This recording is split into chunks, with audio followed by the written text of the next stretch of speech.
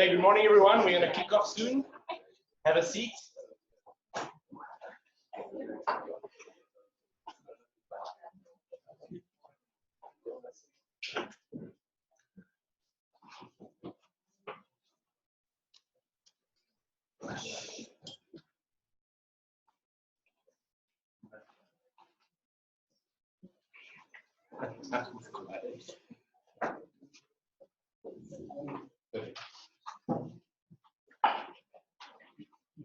Okay. Good morning, everyone. On behalf of Blue Ventures, Abalobi, and all the fisherwomen and the men we work with, we'd like to officially welcome you to our ICT4Fisheries Conference and webinar. We're broadcasting, so people are watching us. There's the camera. We are thrilled and honored to have you here in Cape Town this week, and truly appreciate those of you who attended the field day yesterday, pretty much everyone, for your enthusiasm, your patience, and your engagement. We hope you find it useful, as it gave you a glimpse of small-scale fishery systems here in South Africa and the work we do at Abalobi. Thank you also to my team and all the fishers for facilitating this day. All the participants got to meet this ever-growing team and key people who make Abalobi tick. I'm excited to be spending the next 3 days with you as we share experiences, examine lessons, pose learning questions, and highlight challenges or how we hope to overcome them. I also hope new collaborations will emerge this week. I'm sure they will. At this stage, it's important to acknowledge the organizations who are supporting this event and who have contributed to making this happen. We want to thank the Oak Foundation, Waterloo, World Fish, FAO, and the Swedish Society for Nature Conservation, and of course, all your organizations who made it possible for you to be here. Information and Communication Technologies for Fisheries, ICT4Fisheries, promotes the use of digital technology in the form of internet-based systems, mobile apps, or satellite and radio-based platforms to address social, ecological, and economic challenges within fisheries. From maritime safety to accessing market opportunities, ICTs have started to contribute to the improved well-being of fisher communities globally and have the potential to further advance the small-scale fisheries sector in particular. However, as the use of digital technology in fisheries gains traction worldwide, ensuring that these ICT4Fisheries are implemented in a participatory, inclusive way that is transformative and contributes towards the implementation of the FAO guidelines for securing sustainable small-scale fisheries is pertinent. This becomes even more relevant in the light of emerging technologies such as artificial intelligence, distributed databases, including blockchain, or blockchain-supported financial transactions. Questions do arise when we talk big data and how this is framed in the blue economy discourse at this very moment. Working in the fisheries digital space, therefore, does demand careful attention to what we like to call transformative touch and tech methodologies that enable the uptake of technology in small-scale fishing communities. Through an agenda that started with a field trip yesterday, a mix of key talks, some case studies, some demos as well, and several knowledge cafe type sessions, we've set ourselves the following objectives.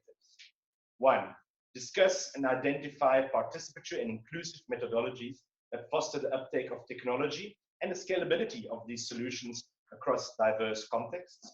Technologies will include safety at sea, tracking, electronic catch data and reporting tools, as well as traceability and data insights platforms. Identify and collate the pros and cons of technology-based solutions for small-scale fisheries, and foster an ICT4Fisheries community of practice. Share lessons as well as best practice with regards to co-design and ownership models, data ownership, and sharing mechanisms, as well as feedback challenges and opportunities for scaled use. As outputs, we're hoping to come up with a set of best practice guidelines on the implementation of ICT4Fisheries in the context of the FAO guidelines. And we're hoping to get to a stage where digital media can be posted on this ICT4Fisheries platform that can help interested groups get started, cost out, and implement various ICT4Fisheries tools. In late 2016, Blue Ventures and Abalobi organized our first ICT4Fisheries workshop. We did it in Cape Town as well, and here is a picture from the workshop. Over 50 participants attended the workshop, and critical questions during this workshop centered on data ownership, protection of local knowledge, and power imbalances related to the use of new technology and data. And the workshop discussions indicated that process and methodology for developing ICTs are as important, if not more important, than the tool itself. This includes ensuring that the development is a participatory, bottom-up process that identifies champions in local community and builds trust. It must not be a case of parachuting in and out of the community, but rather ensuring a sustainable co-development of knowledge. In the words of one participant, human connectivity is important in addition to internet connectivity. Relationships matter. Since then, I'm aware of a similar workshop that was facilitated by World Fish.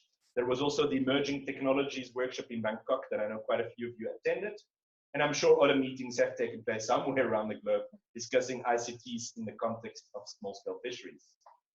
Today, we're close to 70 people from more than 30 countries. And that is here in this venue. We have another 42 people who've registered for the webinar sessions from 20 different countries. This is very exciting and really shows the potential or even the beginnings of a community of practice. An amazing mix of people is here. I have to be honest though, it may well be the last one we organize, not because of all the work that goes into this, but because of the heavy carbon footprint of coming together from all the corners of the world. I think with advances in technologies like Zoom, and I suppose we'll see by the end of the week if it all works, but it would advances in technology, I think we can push for more virtual conferences as well. Over the next 3 days, we're going to stick to our agenda and time slots, especially because we have so many people joining for the selected sessions via the webinar. And I encourage everyone to meet and connect with different people, engage in the different sessions, and don't hesitate to ask the difficult questions. Fisher-driven, co-design, shared ownership, data privacy, the cost of tech, the drive and efforts needed to implement an idea.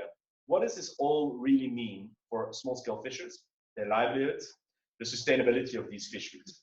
Let's have an honest and in-depth conversation and learn from one another. Last but not least, I do encourage you to take lots of photographs and share them on our WhatsApp group, and don't hesitate to tweet away and tag @ICT4Fisheries. If you're into hashtags, some useful ones to facilitate searches are ICT4Fisheries 2019, ICT4SSF, and ICT4Fisheries. They're all on the agenda. Once again, welcome everyone, and I wish you a productive and rewarding week. I'm now going to hand over to David, who wants to say a few words, and then Margaret for a few logistics, introducing several people who are here to make your stay as smooth as possible, and then this icebreaker we've all been waiting for. Okay, David, thank you.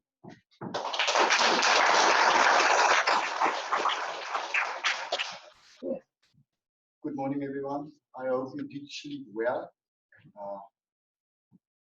On behalf of the Abalobi Fishers, Small-Scale Fishers, and Abalobi staff, I take time to welcome all of you to this conference, and I hope you will enjoy it, and I hope that I will learn a lot from you guys and your Malaysian guys. Thank you for coming all the way to meet and discuss and meet us here in South Africa. Welcome.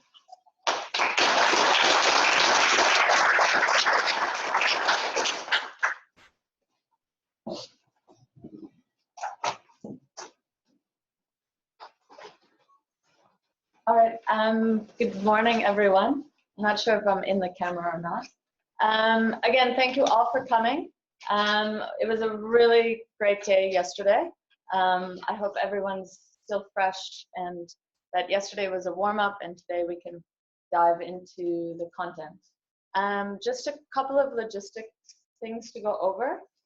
Firstly, these three people over here, Magenta, Justin, and James, are here to answer all of your questions within reason, So if you guys are wondering where the shopping center is, We're an Abalobi supported restaurant. Where that might be, just ask these guys. Also, if you're having trouble, somebody asks for an adapter, maybe they can help you out. All right, so they'll also be helping out with timekeeping and asking everybody to rejoin the session. So these 3 people are going to help you out. Another person is Hafiz, and he will, as I mentioned yesterday to those who were joining, he will be shooting. So throughout the day, we're going to have a really lovely short video in a couple of weeks highlighting this conference. A couple of other items. When you walked in, you might have received a Wi-Fi password. For those of you who did not, you can ask one of these individuals. Also, you would have received a meal voucher. I think that's it. There is, if anybody has any urgent meetings or whatnot, there is a side room over here you can sneak into. And also all of the general areas on this floor we can use. Coffee breaks, voucher, Wi-Fi. I think that's it. Okay. Again, we are live streaming. We're doing a webinar. So especially during the morning sessions, let's try and keep on the time for people joining us on the internet. Okay. Great. All right. My icebreaker. I've really there's a lot of hype over this. So yesterday you got a touch of what Cape Town is like. I have a couple of questions that are related to South African trivia. If you are lucky to be sitting with somebody from South Africa, maybe they can help you out if you ask nicely. But I hope, because yesterday most of you were here, you might have caught some names. So this is more of a get your mind going. So together we're going to do a pop quiz. So each table will be a team. You have, there's 4 questions. I will give you a question and one of the team has to write it down. So it's kind of like a pub quiz. Yeah, but we're not at the pub. So yes, there'll be 4 questions. I'll give you about 1 minute, 2 minutes, 1 minute to deliberate, and then there'll be another question. Someone write down the. Can we make sure I'll do this? Oh yeah, of course. No cheating. Okay. So there's 4 questions. So the first one, how many languages are recognized in South Africa?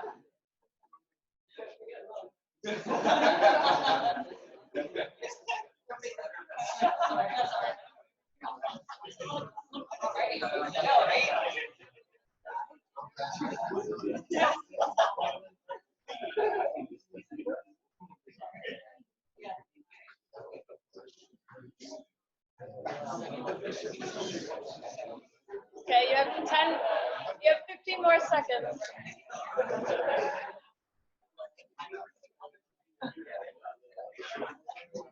We'll go over the answers at the end. Okay. All right, next.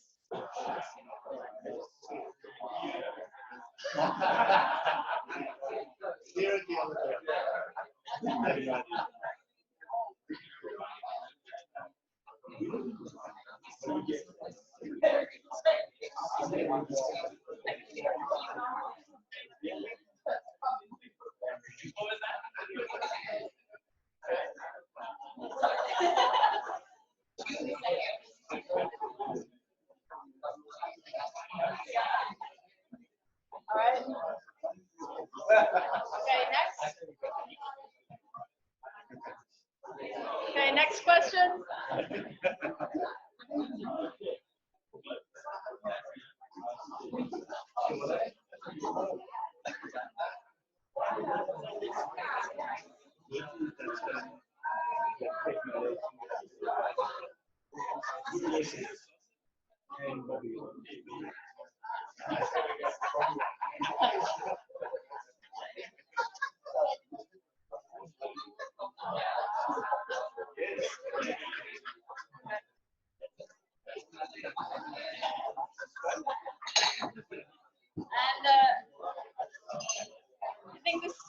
next question.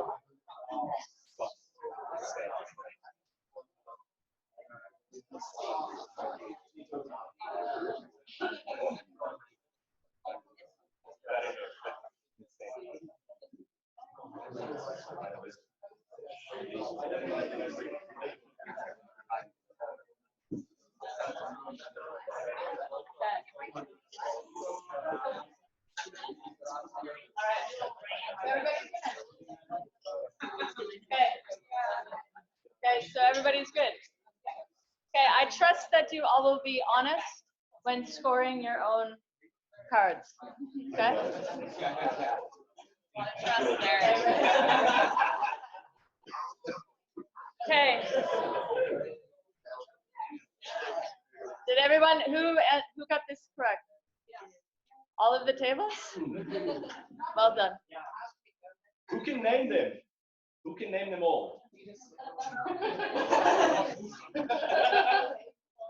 Tilley, Robin, who's just come out of university? Nobody. Nico? Name all the 11 languages. Who can do this? No one. Okay. Good until lunchtime to learn this. Okay. I'm going to take us quiz at this time.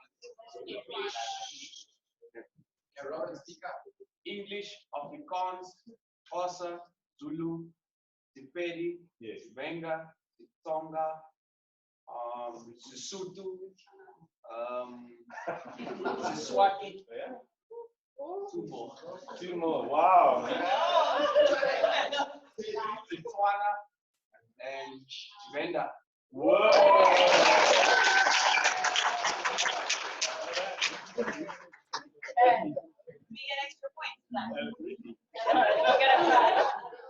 How old is Table Mountain? 600 million years. Okay, we said 3 hours. Yeah, good fact. It's older than the Rocky Mountains. Yeah. Okay. Did we all get that right? Who answered correctly? One table?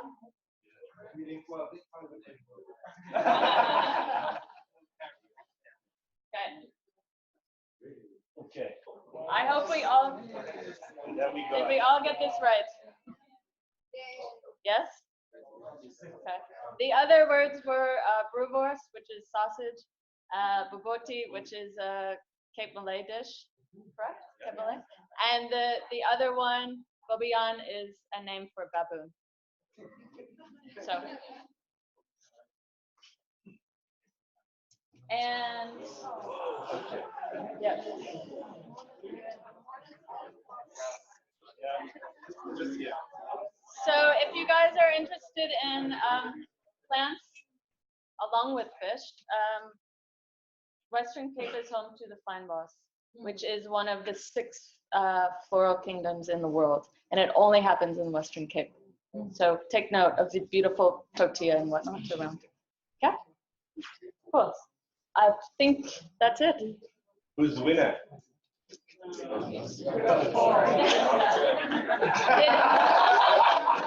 What table got 4 for 4? No way. Did you? Okay. Oh, well done. And Robin gets a bonus prize. Okay. All right. Thank you again. If you guys have any questions, ask me and Magenta, Justin, and James. And we hope that today goes as smooth and as interactive and engaged as everyone's engaged as they were yesterday. Okay. Thanks. We're going to continue with some of the opening talks. And the first opening talk to set the scene is Serge and David Shoshola.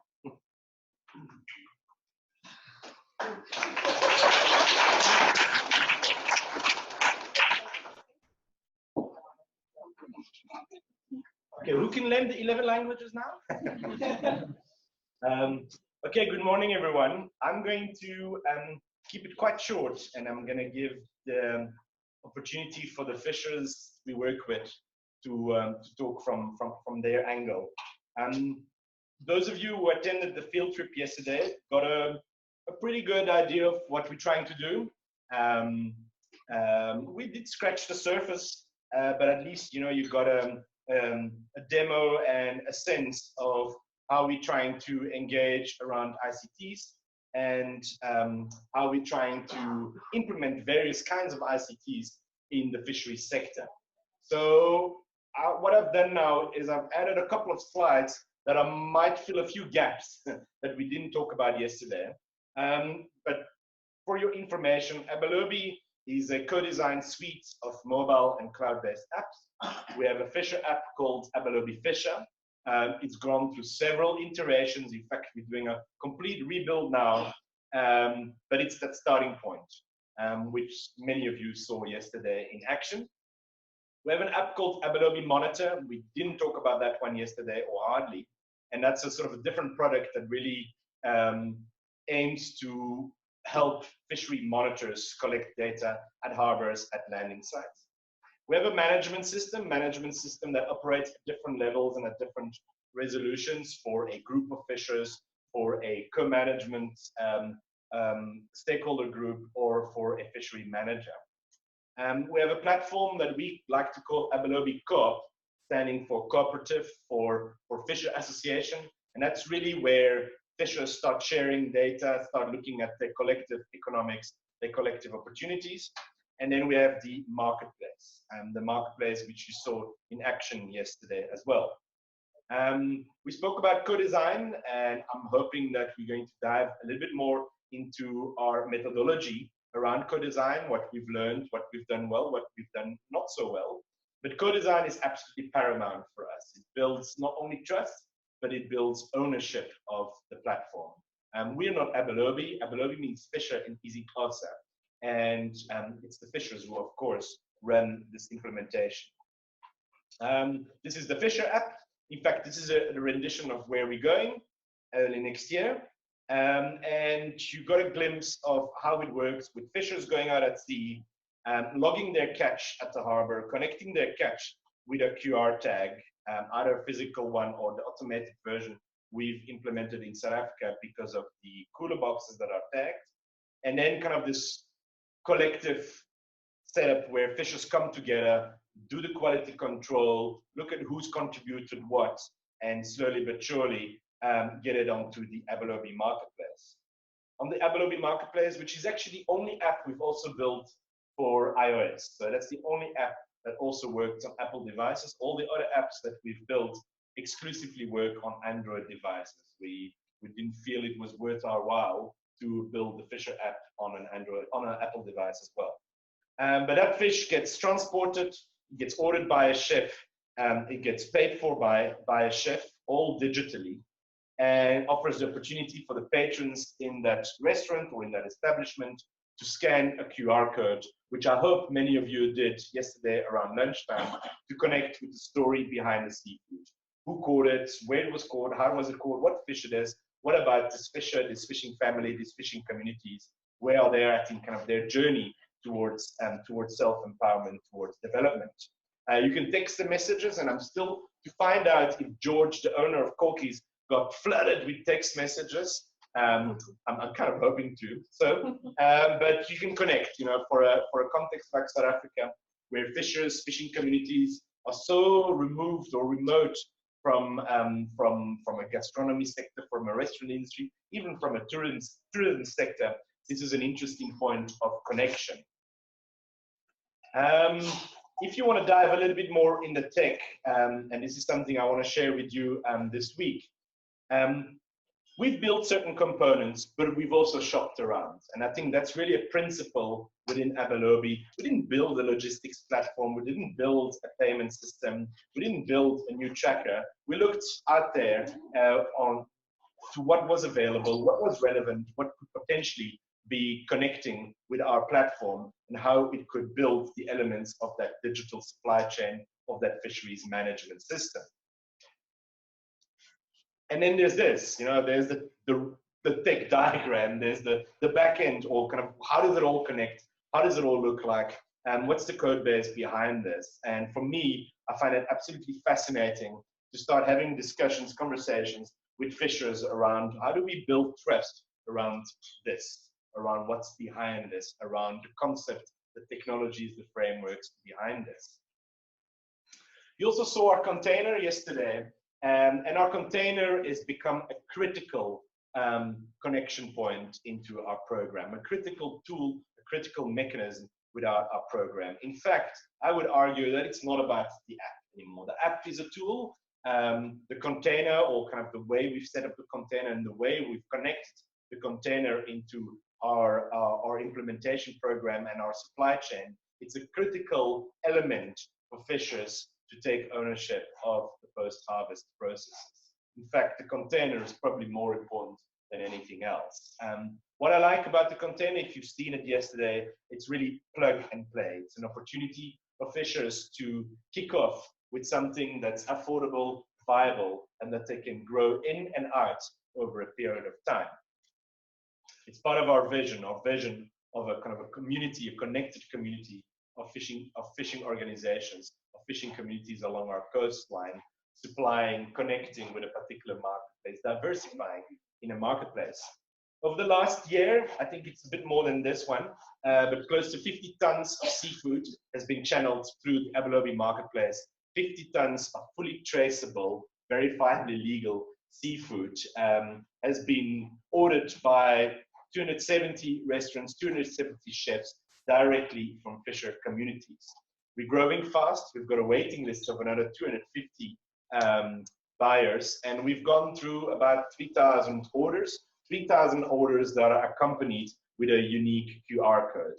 That QR code is scanned on average 3 times, which means that about 10,000 scans have happened over the last year and a half, which is important for us. It's important for us because it's the window into small-scale fishing communities, small-scale fisher realities, and small-scale fishers' supply chains. Chefs have paid close to 3 million rand directly to fishing communities through the system, and we're learning along the way on how something like this can grow or not.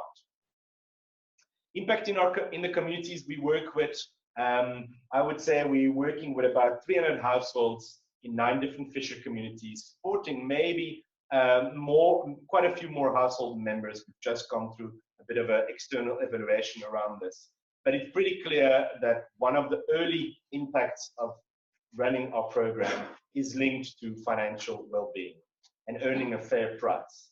There are elements of food security and availability of good quality protein in fishing communities, and the role that fishers play in their market, in their community, in their socio-economy.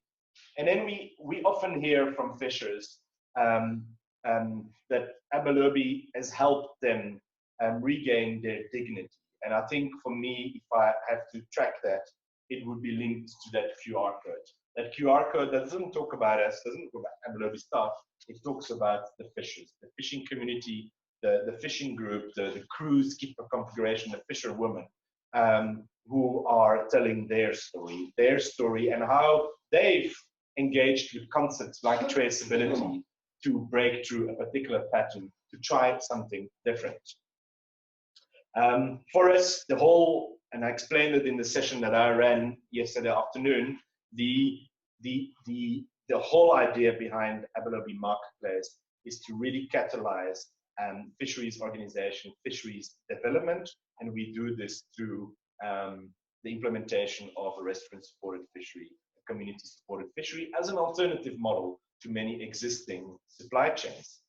I'm going to cut it short here because I'm going to ask the fishers who are here, the fishermen and the fisherwomen, come and stand next to me and kind of share their perspective on ICTs. Who would have thought, you know, a mobile app, what has been their journey through this, and where do they want to go with this program? Because I think that's really where we can start highlighting some of the lessons and some of the trajectories that make ICTs relevant for small-scale fisheries. So I'm going to ask everybody to come sort of stand around here and kind of share their thoughts in English or in Afrikaans or any of the other languages, preferably in English or Afrikaans, and share kind of, well, what are their opinions, what are their thoughts, you know, what is the community perspective on the Abalobi program of the last year and a half. Who wants to kick off?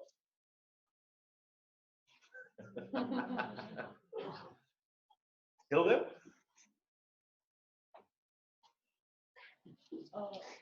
We had a request from Serge that we all join in the Yes. prayer. Come everyone.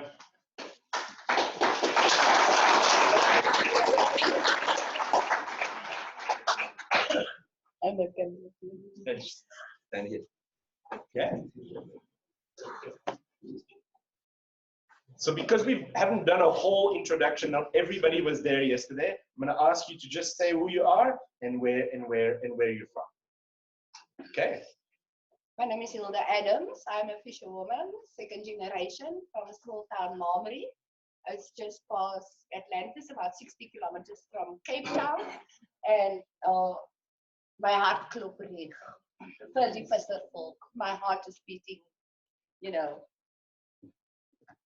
Hello everybody.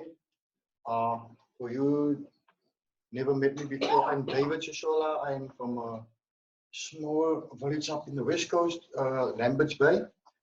I'm a small scale fisher from over 30 years. And yeah, I'm in this program Abalobi since 2015 and proud to be here. Goeiemôre dames en here. My naam is Khot from Tilley. Ek is 'n kommersiële lynvisser vir meer as 45 jaar. Dit is lekker om vis te vang. Dis my lewe, dis my passie. Ek sal niks anders in die lewe wil hê as om vis te vang. And let me translate. Hello everyone, my name is Turnus Newman, Uncle T. I'm from a fishing community at the southernmost tip of Africa called Strasbourg, and I'm a line fisher. I'm a line fisher through and through. It's my passion. I love to catch fish. It's my livelihood. Good morning, everybody. My name is Sarah Niemand, and I come from a small fisherman village, Buffalo-Spy, and I've registered a cooperative, and the name of the cooperative is Blink Waters. It's like a blink water, and and I'm a traditional fisherwoman in the fisheries, and I work with fish. I clean the fish, I scratch the fish, and say for instance, it is bad weather.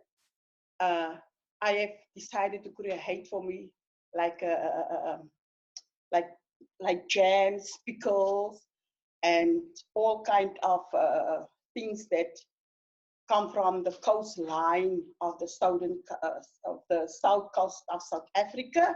That's why I make the pickled fish. I make the sour fish jam, and the sour fish jam come from the dunes of the ocean. And yes, like my other colleagues say, I like fishing. It is in my blood. It's gaan deur my veins. It flows through my veins. Thank you. Goeiemôre almal. Ek is bly om die mense van die buiteland te sien hier in ons land. Vir my as visser is dit 'n riem onder die hart om ook so tussen mense kan sit van 'n ander land. Yeah.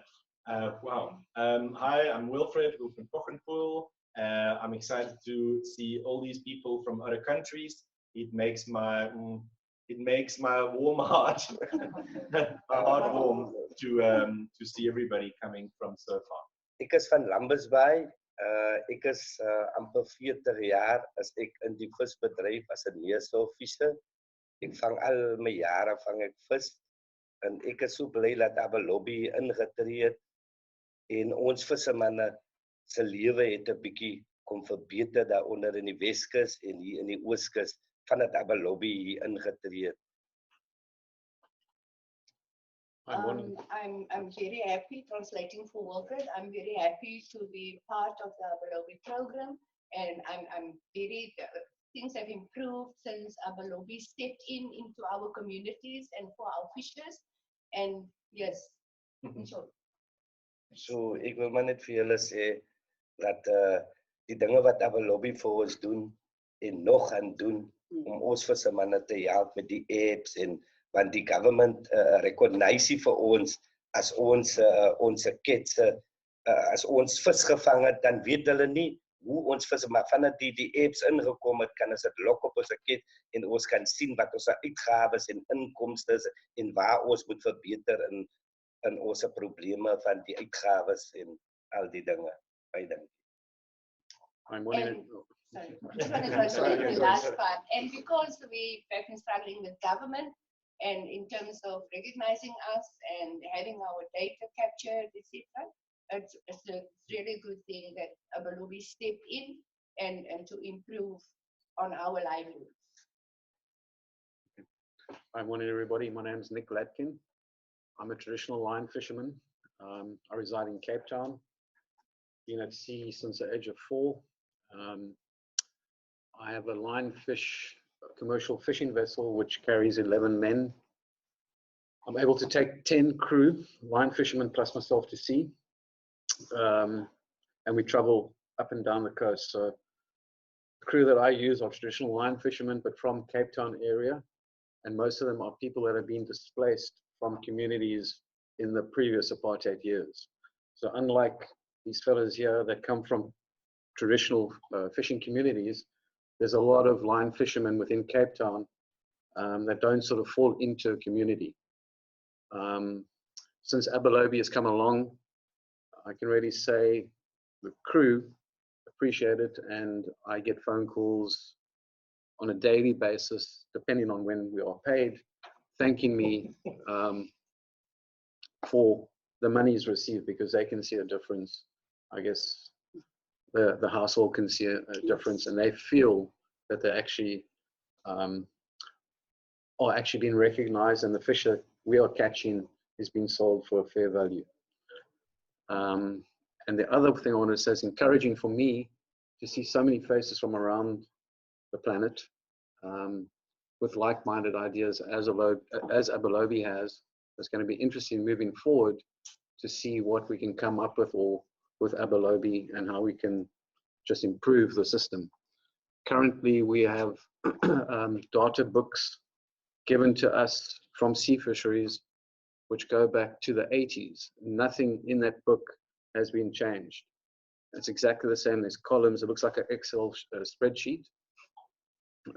We're expected to fill it out if we go to sea and post it off to sea fisheries, where I guess it's captured and then put in archives.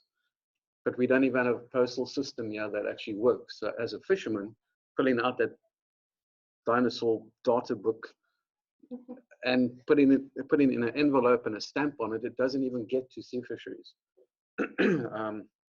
So yeah, with Abalobi and the data capturing, that is one way of capturing data, but I guess we're still not on the same platform where we can send the Abalobi data or analytics through to sea fisheries. And I think that would make a big difference if that can happen. So thanks everybody. Thank you.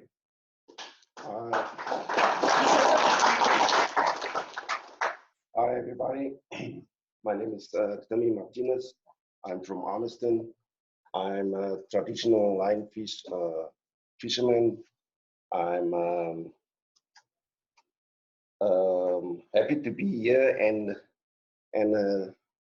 I'm happy to be part of Abalobi program. I'm said I'm not so long in Abalobi, part of this thing. I'm more than a year. I'm part of this program, and for me, is Abalobi bring a big hope in our community. And since I start with Abalobi, my fishing business is growing up as it in the past. We catch fish for the local market and get a few bucks, and that's not enough to cover your fuel and your bait. But now Abalobi bring more new hope in our fish communities, and we get more money out of our product. And I'm glad I'm here to learn more of Abalobi's program. Thanks. Thanks.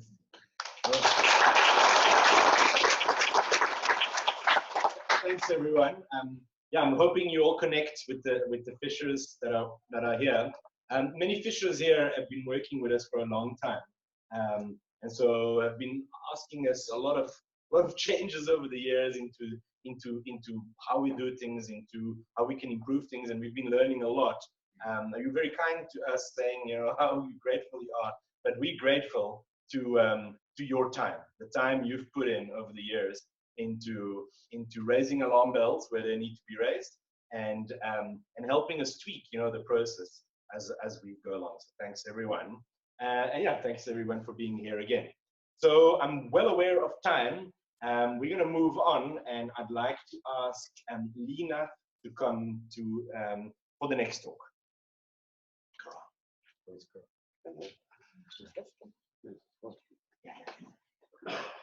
I'm just looking for your talk.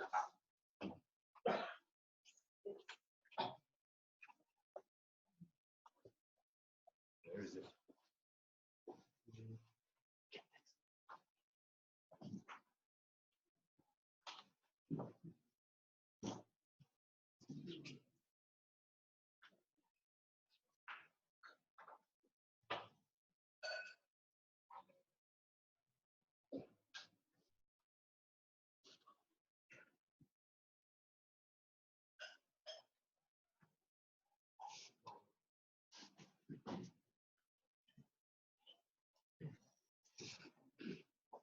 Good morning, everyone. Thank you, Serge, and thank you to Abalobi for having me here.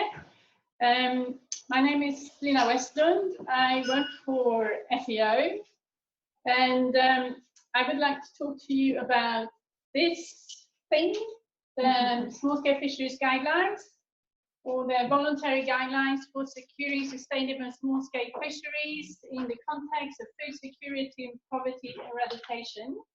We like long titles in FEO, but usually we call them the small-scale fisheries guidelines or the SSF guidelines.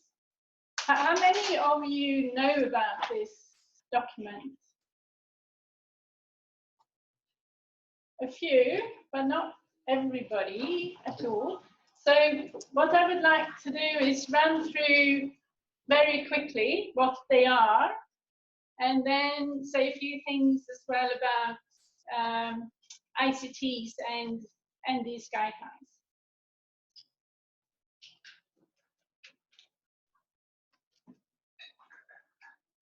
Okay. Need to understand how to move to the next slide. Is that?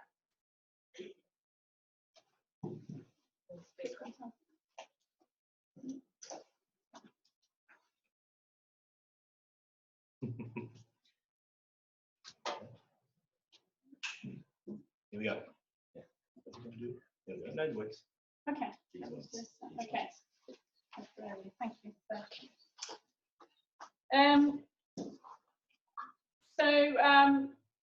First then a few words about the guidelines themselves, and also a bit with what we and FEO are doing to support their implementation. The SSF guidelines, they are negotiated international instruments, and it's the only instrument that is entirely dedicated to small-scale fisheries. So they represent the global agreement on what needs to be done and how to deal with small-scale fisheries, governance and development. This document was developed through a very participatory process, and many people refer to them as the FEO small-scale fisheries guidelines. We would like to say that they're not FEO's guidelines, although we facilitated the process, but they really belong to small-scale fishers and fish workers themselves. We reckon about 4,000 people were directly involved in different meetings to tell what they wanted to see in these guidelines. And there were meetings, some national and regional, but all in all, people from about over 100 countries were involved in this. And what's a bit special about the guidelines, and maybe different with these than many other instruments and guidelines that exist on fisheries is that they go beyond fisheries. They talk about responsible fisheries and the need for sustainable use of fishery resources, but they also talk about the need for social and economic development. I'll come back to that a little bit later when we look into the content of the document. As I said, guidelines don't exist on their own. They complement other instruments and guidance documents. If you're working with fisheries, I'm sure you're aware of the Code of Conduct for Responsible Fisheries that has been around for a while. And the Small-Scale Fisheries Guideline is a complement to this international instrument, but then focusing on small-scale fisheries. There are also the right to food guidelines, the guidelines of responsible governance of tenure of land, fisheries and forests, which are two other FEO documents. And what is common for especially the small-scale fisheries guideline, right to food and tenure guidelines are that they are based on human rights principles. The small-scale fisheries guidelines have a series of objectives, but they focus on achieving food security and poverty eradication. When we think of fisheries and oceans and the SDGs, we tend to think about SDG 14, and there is one specific targeting the SDGs 14b1. I'm sorry, I can't really see the top of the slide, and that referred to small-scale fisheries and how artisanal fishers should have access to marine resources and markets. But the small-scale fisheries guidelines are also very relevant to many of the other SDGs on eradicating poverty, as I said, no hunger, also gender equality, and many of the others. So we see this instrument as something that contributes to sustainable development broadly. The scope of the guidelines, they are global, but with a certain focus on developing countries because of the emphasis on vulnerable and marginalized groups and on food security and poverty eradication. They deal with both marine and inland fisheries and with the whole fishery systems, not just the fishing itself, but also with pre and post harvest activities and related subsectors.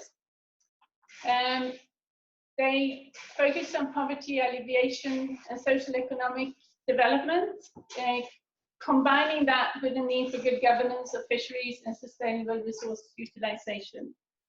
As a key premise of the guidelines in many ways is that to have sustainable development, to have sustainable livelihoods, we need sustainable fisheries, and to have sustainable fisheries, we need sustainable livelihoods. So that goes together, because that's the reality in many small-scale fishing communities. So if we look at the content of the guidelines, there are three parts. One that is the introduction, which is fairly normal, I guess, that you start with something that tells about the objectives and scope, etc. And then we have part two, which is the core of the guidelines in many ways with thematic areas. And then the part three that talks a bit more about how to implement them. If we look at the part two, that's where we will see how broad they are and that they go beyond fisheries. We have the one chapter, and the part two starts with chapter 5, and that is more conventional fisheries, talking about resource management and governance of tenure. It talks very much about the need for secure rights to fishery resources, but also to other resources such as land for small-scale fishing communities, but also about, of course, the need for sustainable resource utilization and how small-scale fishers and fish workers should be involved in resource management.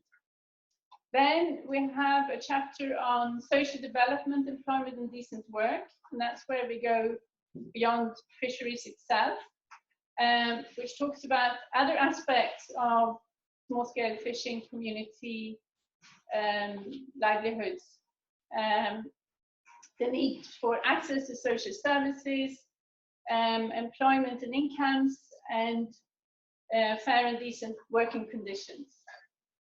Then there's a chapter on value chains, post-harvest and trade, that emphasizes the need to look at fisheries in this context with the whole value chain and not focus only on fishing. We have two cross-cutting themes, one on gender equality and another one on disaster risks and climate change. They are cross-cutting and you'll find reference to these topics throughout the document, but they also have their own chapters to emphasize the importance of these issues. The third part, as they said, talk a bit more about what should we do and how should we do it to some extent, and how can we achieve an enabling environment that can make the small-scale fisheries guidelines, and the principles that they are, make sure that they are applied. And we need policy coherence, institutional coordination and collaborations, also beyond fisheries. Information, research and communication, that is maybe particularly important in this context, and I will get back to that briefly in a little while. It also talks about the need for capacity development, including supporting, strengthening organizations of small-scale fishers and fish workers. And it also talks a bit about more direct implementation support.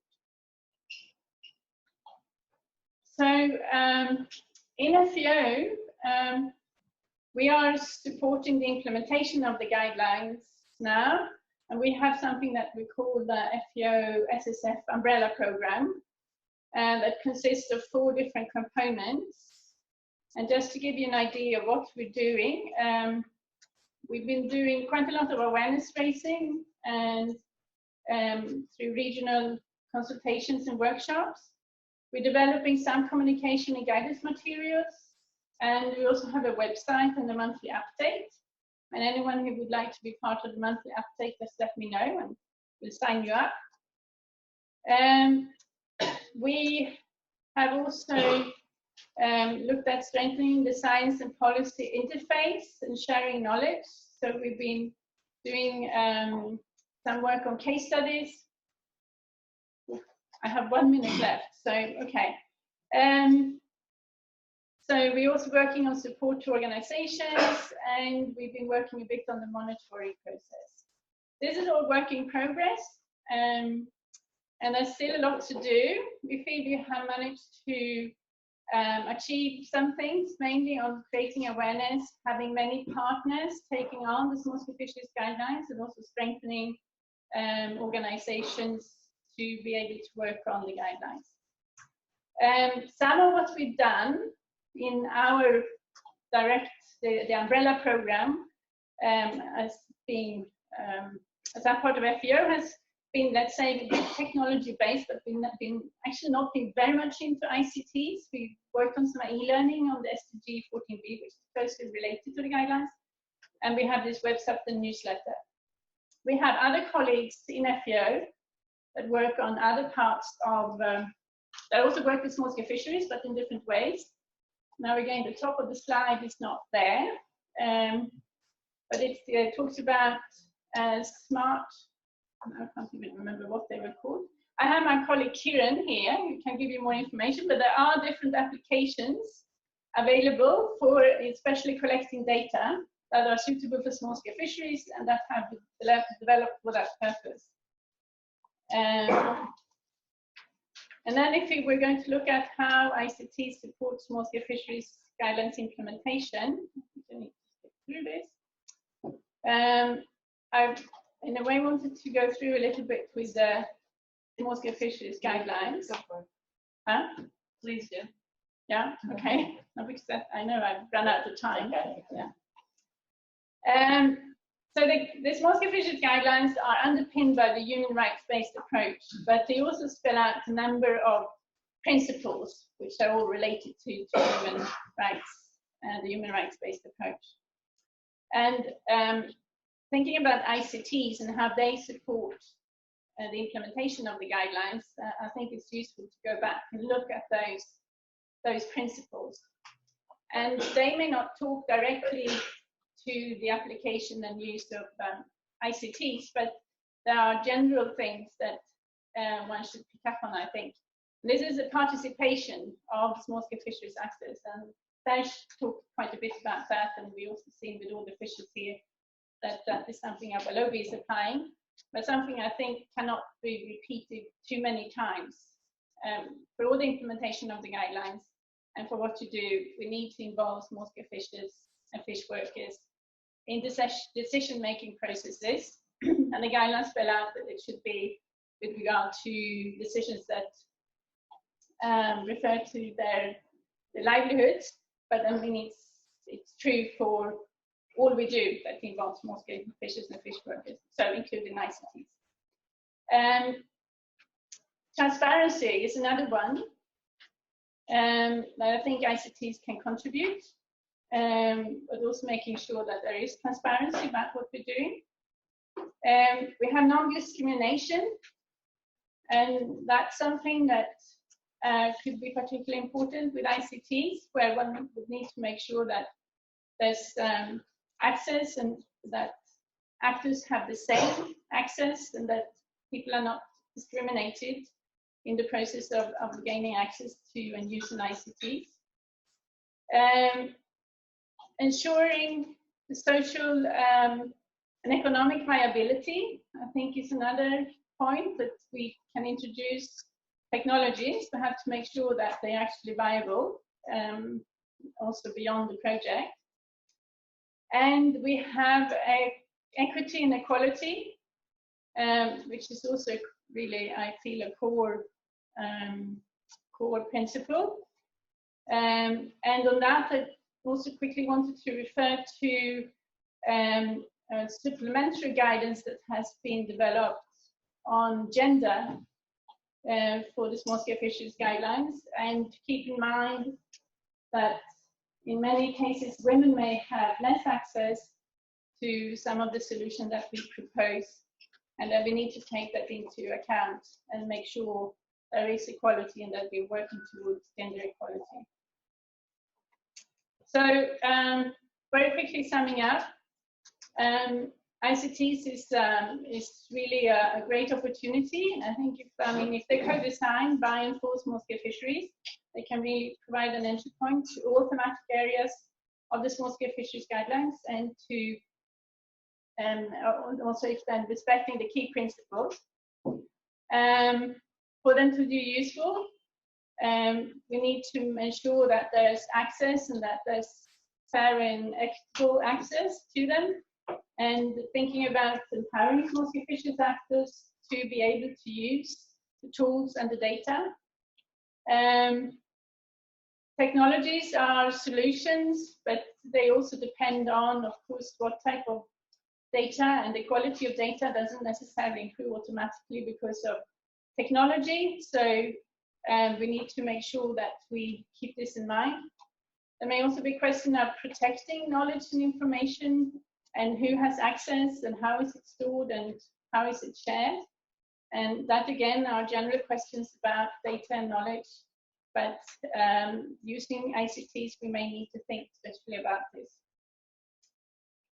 And yeah, so I believe that technology is not a sort of a solution for everything, but it's a really powerful vehicle for communication if used wisely, and it can make an important difference for the implementation of small-scale fisheries guidelines and for small-scale fishing communities. Thank you very much. I'm sorry for having taken so long.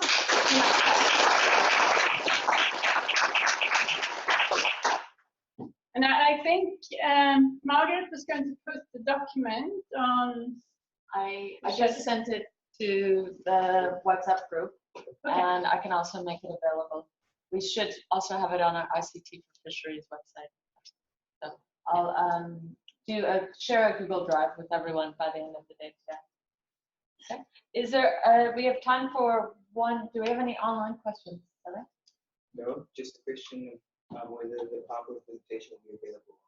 Okay. Yes, I have their emails. Time for one question from the audience.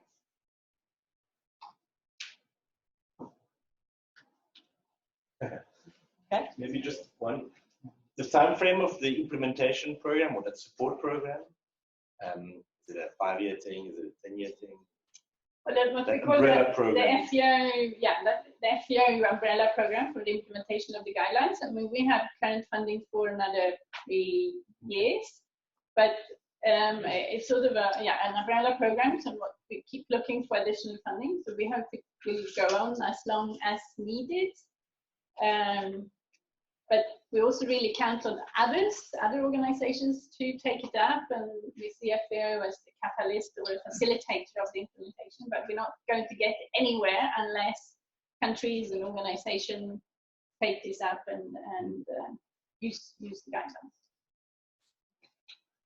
Can I also just make one point that Lena touched on some issues that we'll be addressing throughout the week, one such as knowledge sharing, access to data, confidentiality, I think gender and ICT. So a lot of these things she has touched on, we'll be addressing them in the sessions throughout the week. Okay, good, thank you. Thanks so much, Lena, for setting the scene with the guidelines. It's an important document for all of us to be familiar with. I was lucky to be kind of part of the process leading up to this, and in fact, there are quite a few fishers here, fisherwomen here, who've played a very active role in articulating their views, their visions, their understanding of fisheries governance and how this should be reflected in the guidelines. So as Lena said, it's been an extremely participatory process. It's taken several years, but quite a few South African fishing communities were involved in this process. And it's great to see, that now we're kind of going into the next phase of, there's been the build-up, getting to the guidelines, getting the guidelines accepted, published, and now taking it into an implementation and support program. It's great to see that. Thanks, Lena. And I want to call up Traci. Traci is our next presenter. Traci is from FishWise, but it's also heading up the Seafood Alliance for Legality and Traceability. So we're moving away from sort of the policy domain and diving into all things key data elements and traceability. Welcome, Traci. I'll start while they get it set up. For those of you I didn't meet yesterday, my name is Traci Linder. You can remember just Traci, traceability. That's what I'll be talking about today. That's a fun icebreaker. But I am a project director at FishWise, and FishWise is helping lead a global initiative that's called the Seafood Alliance for Legality and Traceability. The catchy acronym we got was SALT, which is how I'll refer to it throughout the presentation. And SALT is being funded from the United States Agency for International Development, USAID, the Walton Family, Packard, and more foundations. And the good news about SALT is that it's not another initiative. We all know there's a lot of initiatives working on traceability and things that are related.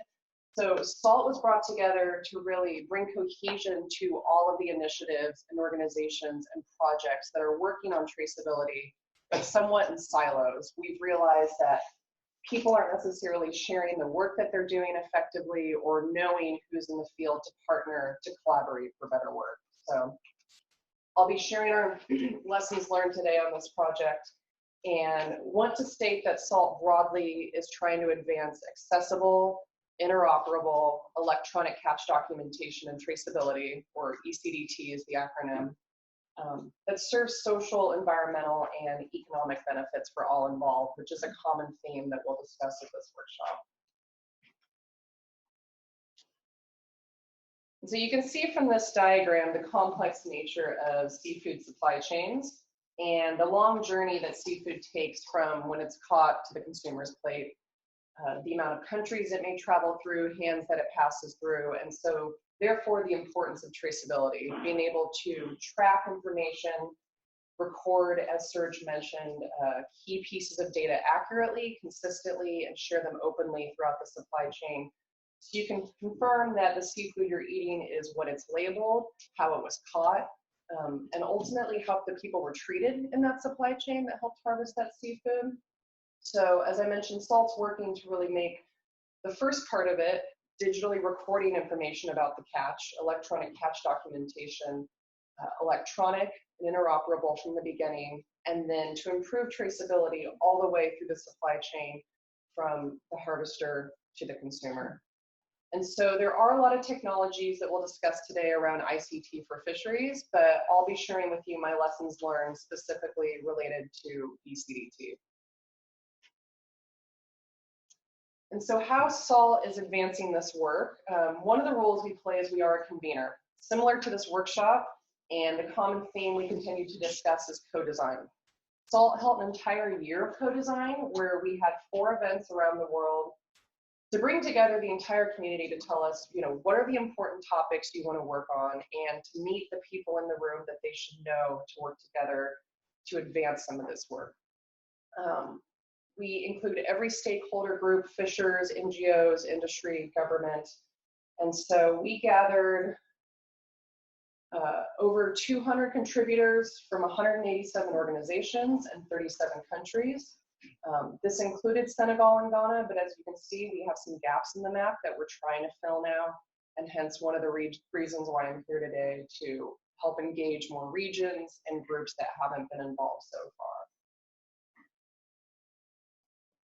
And we're also well aware that coming to these conferences takes a lot of work and resources that those doing traceability don't have.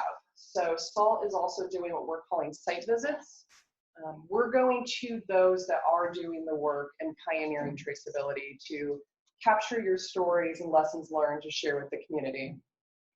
The photos on your left are from the National Fishers Co-op. We were recently there in Belize, and Julie Robinson, who's here today, is going to tell you more about their work pioneering traceability in Belize. And the photo on the right is from our visit to MDPI, who's also here today, to learn about their work on advancing traceability in Indonesian fisheries. So I've gleaned a lot of lessons learned and common threads throughout this work. I'm happy to chat more after this, but wanted to pull out the common themes that I thought would be most applicable to this workshop. And one of them that we keep hearing is the need to create a holistic strategy and to establish goals early on when you're going to be designing or implementing ECDT solutions. So if you're a business or a government, think about holistically what your needs are and what your goals are around embarking on this system. So instead of meeting immediate needs and piecemealing solutions, think about if you want ECDT for market access, product differentiation, fisheries management, and thinking about these goals and the holistic strategy will help decide what kind of technology is best to serve these needs, what kind of data you should collect, who should have access to that data. So really critical to do this early on before you start the process. The next one we continue to hear is to lessen the burden on the users and to have a participatory co-design process. If you involve those who are affected, it's going to have a more successful uptake and take into account the nuances to make it effective. So think about cultural sensitivities, literacy rates, access to technology, and really involve those from the beginning, whether it is the technology being developed or the regulation that's also being developed from a government standpoint. And one of the clearest calls we keep hearing, this is even from funders, is that they want more case studies. They want honest conversations about what's working and, more importantly, what's not working. We know it's incredibly hard to share challenges and failures, but if we don't, then no one else learns about what to avoid. And, as challenges will happen, how to overcome those obstacles. So I would encourage those of you that are doing work to just start practicing more openness about sharing some of these tough times that come across. And if you have the opportunity when you establish funding, to have a conversation with the funder that, these challenges will occur, you'd like the opportunity to talk about them, and potentially the opportunity to share them with the community, because that ultimately is a way of providing value. Some of the trends we're seeing and support, there's a concentration of funding and projects around Southeast Asia. It's a high productivity region for fisheries, also processes a lot of the world's seafood, and there's been a recent particular focus on strengthening legal and responsible fishing efforts in Thailand. So, you know, there are a number of projects there where we're gleaning lessons learned and being able to transfer some of those lessons to others around the globe. The photo on the right is from a USAID-funded project called the Oceans and Fisheries Partnership. And that was a regional project in Southeast Asia looking to have full chain traceability from electronic catch, which that gentleman is doing, all the way to the consumer. And the interesting thing now is that funding's wrapping up, and they're looking to have the companies that have been involved so far in the pilot transition and start paying for that funding to continue the work. So SALT's going to be documenting that transition to see what it looks like to take a successful pilot from public to private funding. We're also seeing exciting progress in the Pacific. Japan, which is the third leading seafood importer in the world, is currently making fairly fast advances towards adopting national traceability measures, which would be huge for the global seafood market, considering the amount of seafood that it imports, along with the US and EU, who already have traceability import measures. So SALT is supporting that work, in addition to emerging work in the Pacific Islands around a catch documentation scheme framework where traceability is a key component. And many of you in the room may already know this, but the majority of major tech companies serving the seafood community are based in North America. And while many of them are successful at adapting to the needs around the globe, you know, there's a cultural nuance that's lost in some of these fisheries, particularly small-scale fisheries. And it can be difficult for them to get tech support from a company that's based in, you know, North America. So one call we continue to hear is for collaboration among technology providers, and this proves to be an interesting opportunity for some of these larger technology companies to potentially subcontract with smaller companies to provide that cultural nuance for better uptake and potentially some in-country tech support when there's malfunction issues. And lastly, gaps. You know, unfortunately, there's a lack of visibility to the work that's happening on the continent of Africa. We're not hearing as much about the great work that I know is occurring in this room, clearly from everybody present. So this is another reason why I'm here today. Please find me, tell me your stories. I want to share the work that's happening. I want to connect you to others that can better your work. And I'll show you a tool later on our website that we can help do this more visibly. We're also hearing from governments around the world that they want examples of what other governments are doing. And this includes direct conversations with governments in Belize, Indonesia, Tanzania, and Japan. So it seems regardless of region or resources, governments are really keen to just hear what's working and what's not working. So any way that we can help facilitate some workshops and roundtables around sharing these lessons learned. And lastly, there is great work similar to Abalobi and others that are using technology to support human and labor rights. And this can be through collecting data related to workers, having safety at sea features, or communications components for being able to connect with loved ones while at sea. But while there is work happening in this field, it's not occurring at the rate that we need to combat the really egregious abuses that are also occurring for fishing workers, particularly those that fish on the high seas away from any monitoring or control measures. So we're supporting the use of human and labor rights components that are integrated into any emerging ICT technology moving forward. And so let's see if this hyperlink works. So our latest product that we produced was from a call during co-design. Of all those people we engaged with, they said, you know, we really need a one-stop shop for all things seafood traceability. There's a lot of work happening, a lot of great resources, but they're all over the internet. We don't know where to go, how to access it. So we recently launched this website. It's salttraceability.org. It is in English, but hopefully if you have Google, it can help translate to a language in your country. And on here, we've got a number of tools that I encourage you to, on your own time, see what works for you.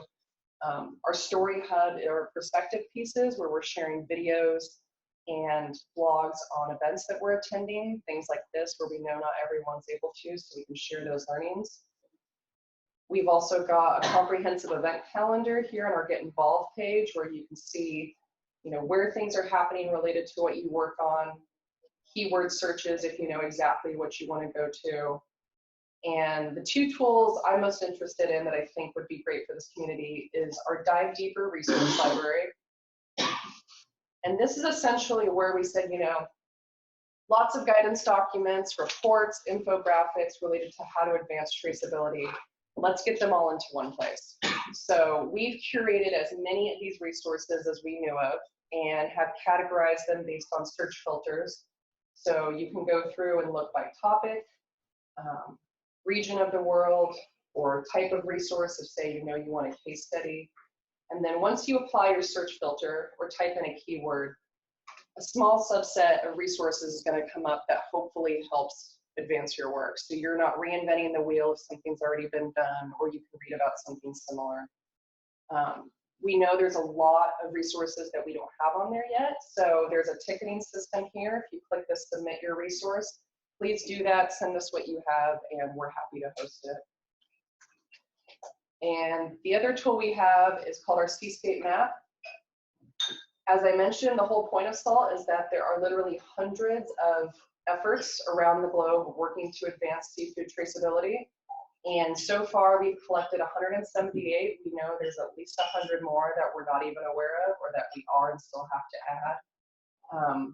But for the first part of this tool, we've got a map interface where if you want to see regionally, you can hover over a region, find out the number of efforts that are working to either strengthen traceability, end illegal fishing, or strengthen social responsibility in that region. There are a lot of efforts that work around the globe, so they are included in some of these regional numbers, but you can break it down even more granularly if you want to see exactly who's in Southern Africa.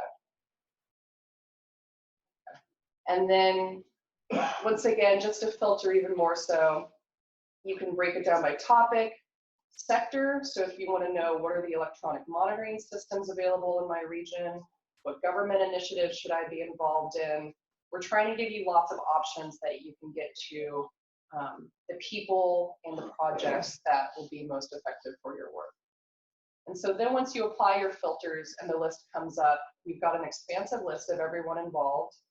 You can see here with Abalobi if you wanted to find out more. We include short descriptions of each effort, where they operate, what part of the supply chain they're in, wild capture, aquaculture. And Chris, I should check with you. Good timing. Yeah, I was gonna say, so what we're most excited about is not only learn, but to connect. So you can see who's working on what, and then ultimately, what's the website to learn more, and who's a person I can immediately reach out to see if there's a potential partnership or just engage more deeply. So I think typically we've just taken what's publicly available online. Chris, I might have had this knowing you're the traceability person, but anybody in the room that's on this map, feel free to, once again, we've got a system where you can reach out to us, have us add your work or edit your work if you'd like it to look differently. So as I mentioned, this just launched. We're getting feedback. Please let us know how it could better serve you, and we'll probably be updating it continually over the next 3 years of this project.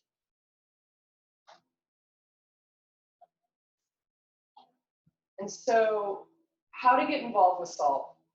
The good news is it's free. As I mentioned, we're really a resource for all of you in the room that are already doing work. It's not to add more work. So aside from connecting or participating on the website, we also have a LinkedIn group where we're hoping it can serve as a global community to ask questions, start conversations amongst one another.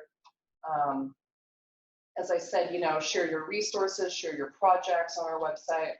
And if you also have a story to tell from the work that you're doing on the ground, we are doing more site visits. So if you'd like to host one and let us see the work that you're doing firsthand and share that story, I'd love to talk to you more about that. Another gap that we've observed that I'm going to be working on this year is the development of what we're calling electronic catch documentation and traceability principles, or essentially best practice guidelines that government and producer regions should be using when they're designing or implementing ECDT systems. And so these are guidelines that should be established from the beginning to ensure that the systems used are bringing benefits economically, environmentally, and socially in a holistic manner to all of those involved. I'll be developing these principles, as I mentioned, over the next year or so, but within that, we're looking to have the community participate, similar to what Lena was saying about the small-scale fisheries guidelines. This is for the community, so if you have expertise or you have close connections with the government looking to implement this work, please let me know. We'd love you to be a part of the process. Lastly, share and collaborate. So please at these events, meet the people around you, find out what they're doing, and see if they have a resource or a part of their project that can help you. I'll stop now. I just assume I went over time. I feel bad I wasn't making eye contact. So. We have time for questions? Yeah, I think we do. Okay. Okay. Any questions from the audience? Alex, sorry, you were first. Alex, and then Greg. Very interesting. I just wondered with the platform, is there an easy way to differentiate between small scale and large scale? Not yet, but we're hearing calls like that. Some of the feedback we've gotten is, can we break it down, like you said, by size of effort or even phase of implementation, where perhaps someone could go in and say, I'm a large company, I'm this far along, or I'm a small scale fishery, I haven't even started ECDT. So that is some of the feedback we're getting, that we're thinking about phase 2 for how to filter and search. So if you have more suggestions, especially around the resources, I don't think we have a small scale filter, but we're hearing two. Yeah, you could try that, but we're hearing two competing things where some people are saying there's too many categories for the search, and then some people are saying there's not enough. So trying to find that sweet spot, but let us know what you think. Greg. In terms of ECDTs and transparency, especially in verification, especially at sea with no jurisdiction, what do you see as the important technology there? So we're hearing a lot around electronic monitoring, which we're also exploring at FishWise as being a potential add for verification. Also the safety function, it could serve for protecting human observers at sea and filling that in. But there is a human component to verification. Like, it was good to hear about Abalobi playing that role in verifying the information that's put in. So I think AI plays a role similar to electronic monitoring. I don't know enough about how effective it is, but it does need to be considered a part of the process. So even these robust import controls and traceability systems that we have don't really serve too much of a purpose against combating legality if no one's doing that extra step to make sure there's verification. So I think capacity is definitely needed for that one topper. Blockchain and full chain and technology seem to be words that are used to just think that it's going to cover all the solutions, but verification really is critical at the very end. Oh. I think there was somebody before. After Greg, I saw another hand. Okay, we'll go for another. Okay, yes, all interesting and all good to hear. What I like to say is about the new provision in terms of all the different players. So many out there, and not really really often. And I again want to commend Abalobi for teaching us grassroots, getting the visibility, the stories to it, our stories to it. And I'm just keen to know, you mentioned that you are promoting legal and sustainable fisheries. And I'm not sure if I missed it during your presentation, but yeah, have you got like a plan? How are you doing that? Because we do have a big gap between government and us, and the big companies and us in terms of the resources, and we're continuously fighting for legal recognition and rights and so. So how are you already doing it, or is it part of the plan? If you're already doing it, how? Yeah. Sorry, Tracy, can you repeat that question just for our webinar? Yeah, so I want to make sure I capture that correctly. You're asking how essentially is SALT ultimately looking to achieve legal and sustainable fisheries? Yeah, and it is a big question. And so I think a part of that is that we're more than just our small team at FishWise. It really is each and every one of us. So trying to make sure that the small part we play is complementary to serve the bigger role. But SALT in particular wants to get voices heard. So as I mentioned in our convenings, we meet with governments, we meet with people that make the regulations, and we do our best to get fishers and those that are directly involved into the room to have those direct conversations and participatory processes. But ultimately, we're believing that traceability and transparency shows what's actually happening. So then it can be more transparent about the illicit and unsustainable practices that are taking place. And a community of practice will help show that it's not okay. Consumers will say that they're not willing to purchase these products. And the more that it's transparent, we're hoping the less that it occurs through this exchange of data and information. But it is going to be a long road. And so we're hoping, like I said, just to blend the conversations more so it's less top down and separate from those involved.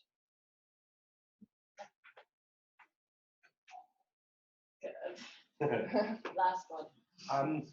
I like tools like the Seascape platform because it's a handy way to kind of click and zoom in on a map and see, you know, who's trying out different traceability tools or different components in the kind of the supply chain. And so I get that component, but I'm trying to understand, how do you curate people posting a whole bunch of projects around addressing illegal fishing or social responsibility? There must be thousands of those.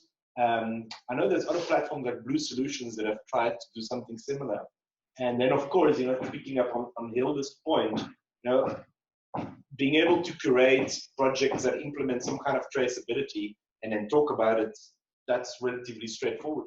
But picking up on efforts and projects that try to counter illegal fishing, that's much harder, because who's defining what's illegal and illegal? Yeah.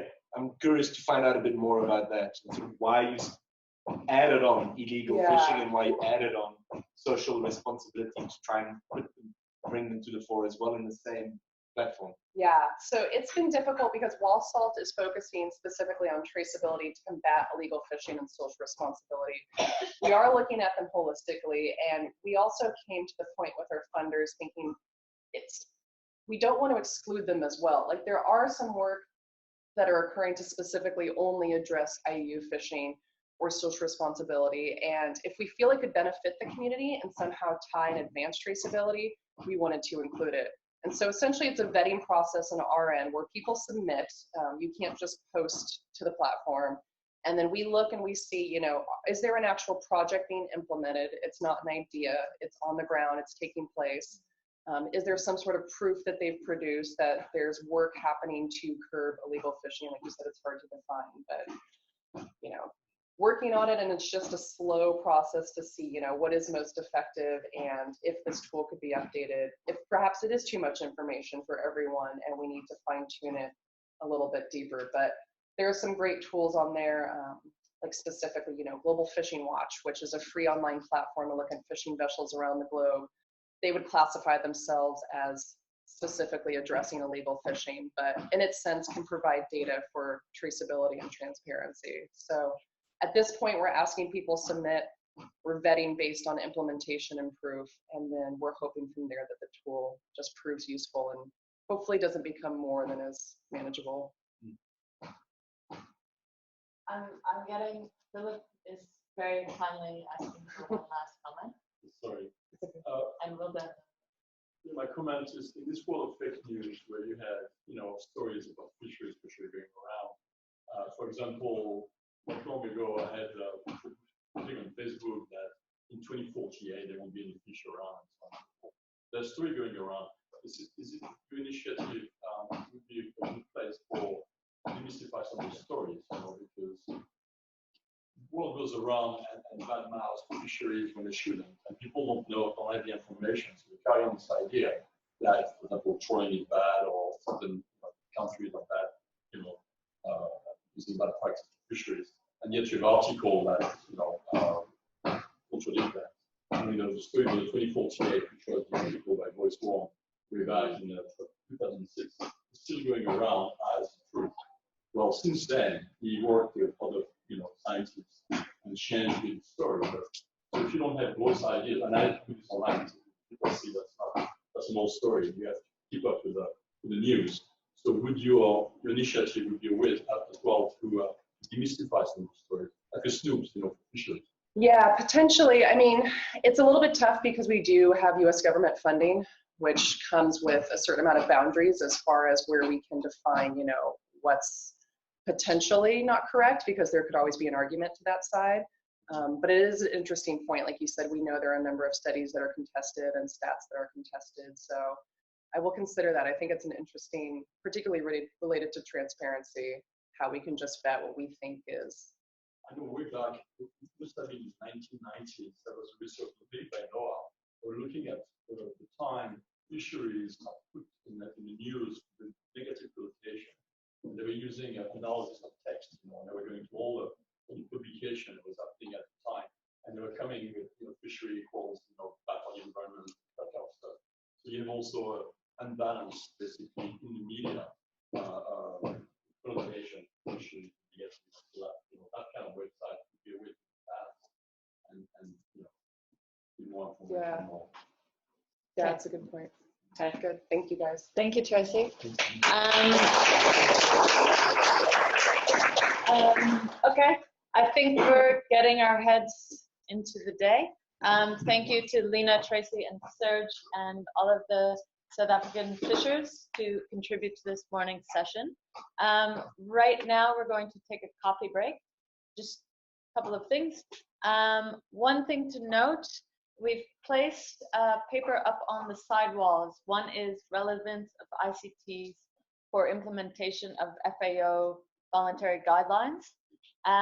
What we hope through the coming days is that during coffee breaks and lunch, participants can grab a Post-it note and write something. So how do these guidelines, how can we match them to, how can we match ICT4Fisheries to implementation of voluntary guidelines? Okay, we had a couple mentions, so such as gender, or maybe valid, like giving, sorry, I need some coffee.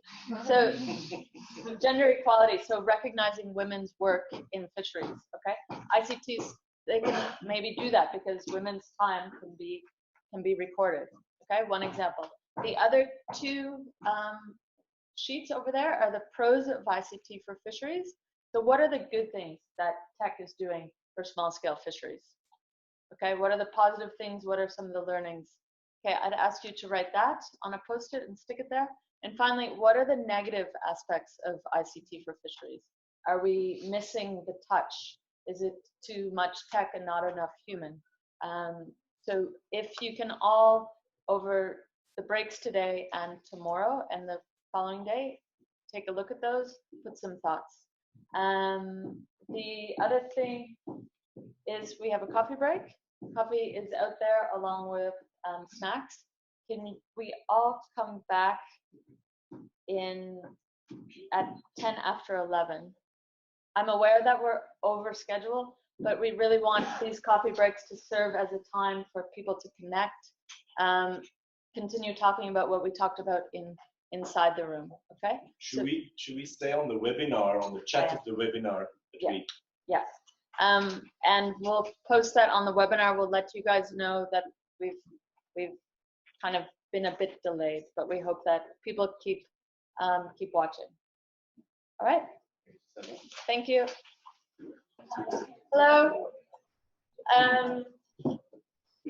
So I apologize to the people in our virtual participants that were a bit delayed. And unfortunately, you can't be here during coffee breaks to participate in all of the side discussions and the networking with everyone else.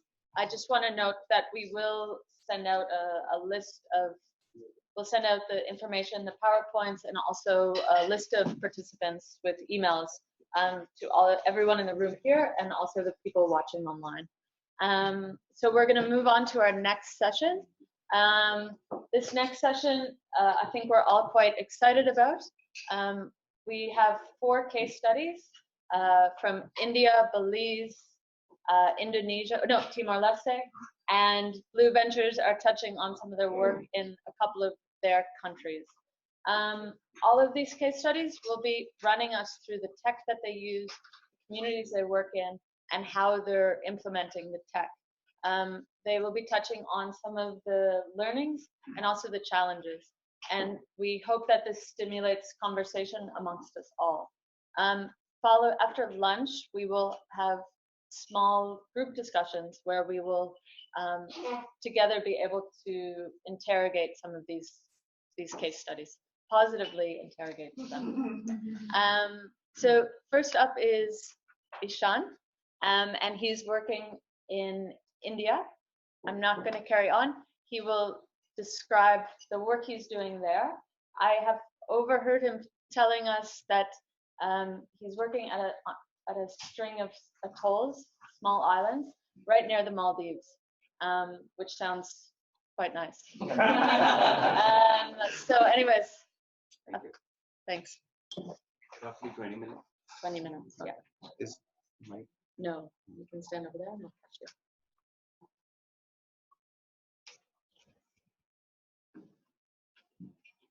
Hi, good morning. My name is Ishaan. I've come from India. I think Nadir mentioned that. So I work with Dakshin Foundation, which is a small NGO that works mostly on coastal and marine spaces with fishing communities with a strong emphasis on small-scale fisheries. And I'm going to specifically talk about the work that we do in Lakshadweep. Dakshin generally does work along the coast of India, wherever there are fisheries and fishing communities. So, like Margaret mentioned, Lakshadweep is a small archipelago of the west coast of India. It's just north of the Maldives, and it's the only coral atoll group in India. Since many people have been asking me about how the place is, I thought I'd just show a few images just to give you guys an idea. So it's mostly a lot of pole and line based tuna fishing that happens in Lakshadweep. Yeah, it's pretty beautiful beaches, white sand, all of that. So our primary interest in working in Lakshadweep, we've been working there for about 7 years now. And our primary interest was this fishery. We were really excited to know more about it and see how we can preserve this fishery and buffer it from unsustainable transitions that we are seeing happen on the ground. So because it's inherently sustainable, it's widely acknowledged as a sustainable fishery, not just from an ecological standpoint, but also from a social and economic standpoint. The second thing that that attracted us to Lakshadweep is that being a very small remote island system, it gives us the opportunity to test out unconventional approaches to fisheries monitoring or fisheries management, because it is isolated from the complexities of the Indian mainland. Also, it's relatively homogeneous socially and ecologically as compared to the great diversity that you see on the Indian mainland. So which is why we decided to work here. So with that context, our broad objectives of working in Lakshadweep are mainly to institute long-term resource monitoring systems that are inclusive and community-based, also undertake interdisciplinary research on social, economic, ecological aspects. So that's been a major focus of our work initially. That's how we started, primarily as more of a research-oriented organization. And also to try and translate all that research into some change or some action on the ground. And to be more specific, what we're focusing on right now is to try and create a model of participatory fisheries management. And over the past 1.5 years, we've also initiated some work along that front with the government, and the local fishing community, and we're working towards fisheries co-management. So I won't be getting into that in a lot of detail today. I'll be going a step back and talk about where our work intersects with ICTs. So just to tell you guys that ICTs, using or building ICTs is not the core focus of our work at the moment. It's one of the many components, and it's still sort of in its trial stages. So kind of at a very nascent level at the moment. But yeah, so what we've been doing even before thinking about ICTs, and what actually got us more interested in wanting to explore ICTs, is that we started this community-based fisheries monitoring in Lakshadweep.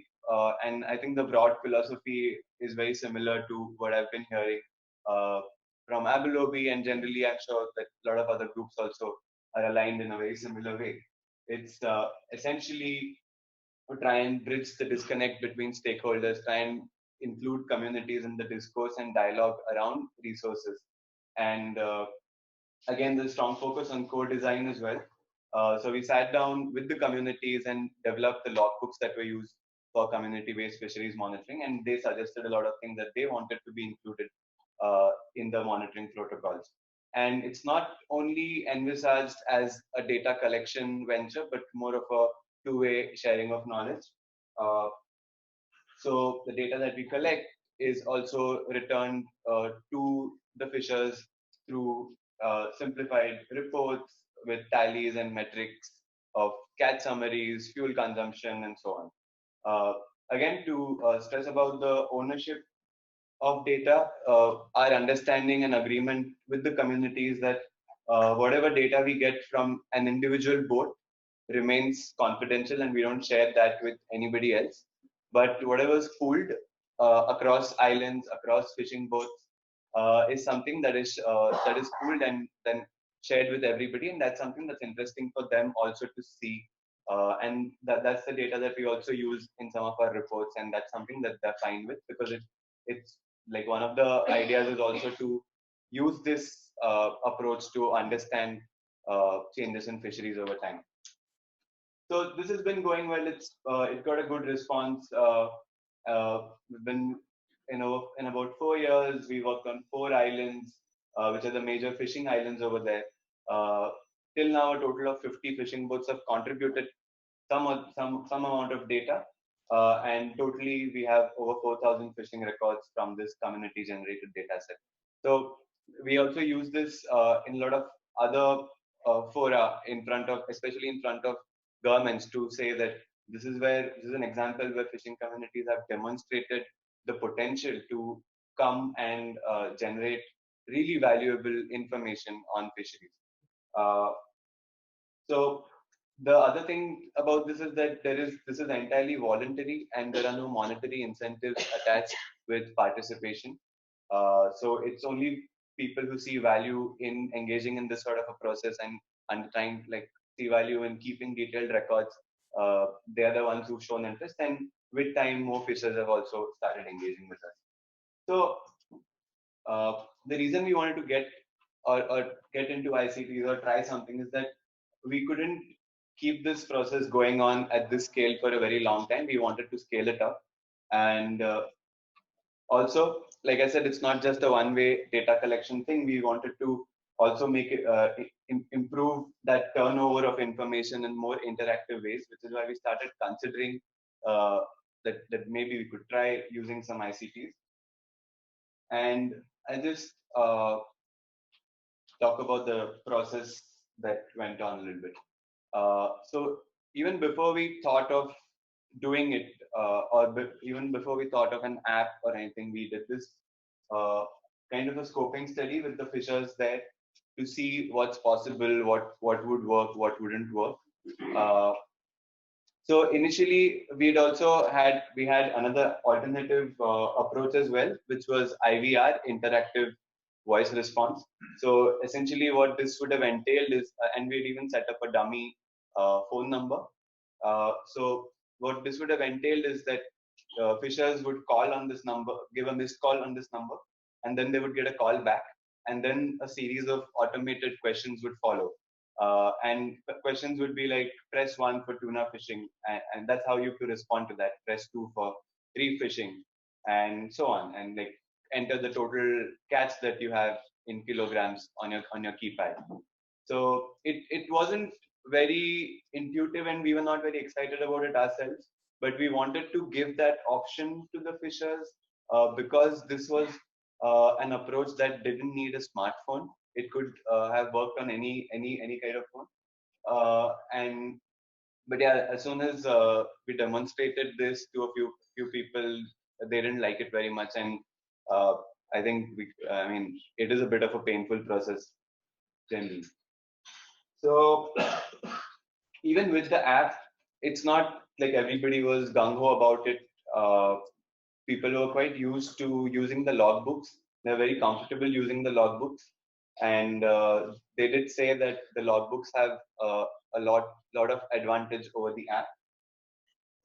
And this was primarily like some of the main feedback that we got from the scoping exercise is that fishers did feel the need to access their earlier records and the logbooks that we had given them. So our approach is that we don't collect the logbooks. The logbooks stay with the fishers.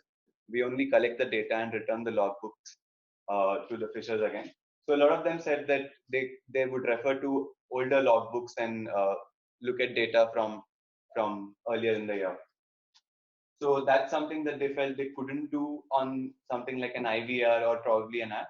So that's something that we thought is an important point to include in the functionality of any technology that we also try to build. And also the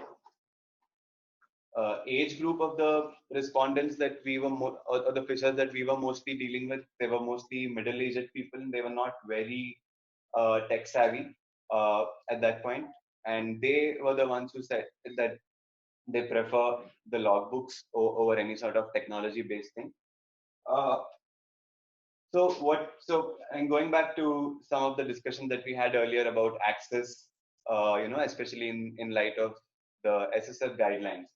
So we wanted to make sure that we are not introducing anything that will lead to, that has differential access based on, or that will create any sort of divide. So what we wanted to find out back then is that, is there at least one smartphone per boat or one tech-savvy person per boat who can use a monitoring app? And I say a boat because that's like our unit for our fisheries monitoring program as well. So to this, we were told that there's definitely more than one person who's tech-savvy, and in fact, a lot of fishers do use smartphones. And now it's increased. This is also information from 2-3 years ago.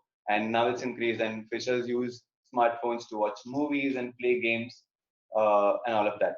So we did this little bit of scoping, and then we decided to start building a prototype. So we decided to roll with ODK, and I mean, I think the reasons are pretty simple. It's free and open source. We really needed something that is compatible in an offline sort of setup, because internet is a really big problem in Lakshadweep. So we wanted something that could be shared and stored online, and then later uploaded whenever possible, whenever they get a good internet connection.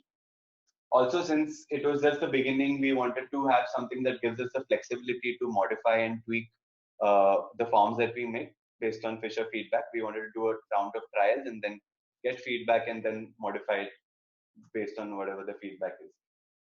And also, in terms of space it takes, it's very light.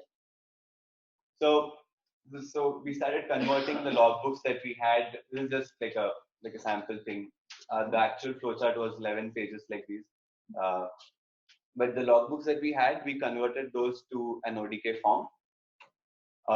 And so it's also called forms. It's the customized version of ODK Collect. So we are not tech experts or anything. We outsource this work to a developer, and we work closely with the developer. So we provide the context and the local fisheries understanding, but all the tech stuff, we get it outsourced. So we've been working with the developer, And we've got 3 farms right now. One is like a larger fisheries monitoring farm, which sort of tries to accommodate all kinds of fishing that happens on these islands. Second is specifically for octopus hunters. That's a project that we're doing in partnership with Blue Ventures, where monitoring is one part of that project. And the third is this thing called Places, which we haven't really rolled out yet. But that's something that can enable fishers to record their location or the location of any other boat that they see. And it's a very small form. So it just allows you to capture like a GPS location. And this, we thought of doing this because there's a lot of issues in Lakshadweep, a lot of foreign boats coming into island waters. And since these guys do a lot of pole and line, they've been reporting a lot of people who come and use perceive nets or large drift kill nets, and they feel it's a serious threat to their livelihoods. So trying to create some sort of a reporting system and mark their exact locations, and also it has that option of typing in what sort of boat it was and or where it was potentially from. Also, we developed the app in English, but later we had to get all of it translated into Malayalam, which is the main language that's spoken in Lakshadweep. So that took a really long time, since our flowchart itself was very long, and then getting it translated to Malayalam. So then we started field trials. We just focused on 2 islands and had about 21 volunteers who had a combination of one or the other or both apps. But the fisheries, the larger fisheries monitoring farm was very long and complex, is something that we realized later. So that didn't get such a good response, but the octopus farm was much shorter, and that got a slightly better response. But that's only relative to the fisheries farm. So this, in comparison, this is the same octopus monitoring project, and we decided not to use only one format, because that would have probably meant that we lose out on some data. So we decided to give out both, and both are pretty uniform in terms of the data that's being collected, so it's comparable. But yeah, so most people still prefer to fill in the log books as opposed to actually log anything on the app.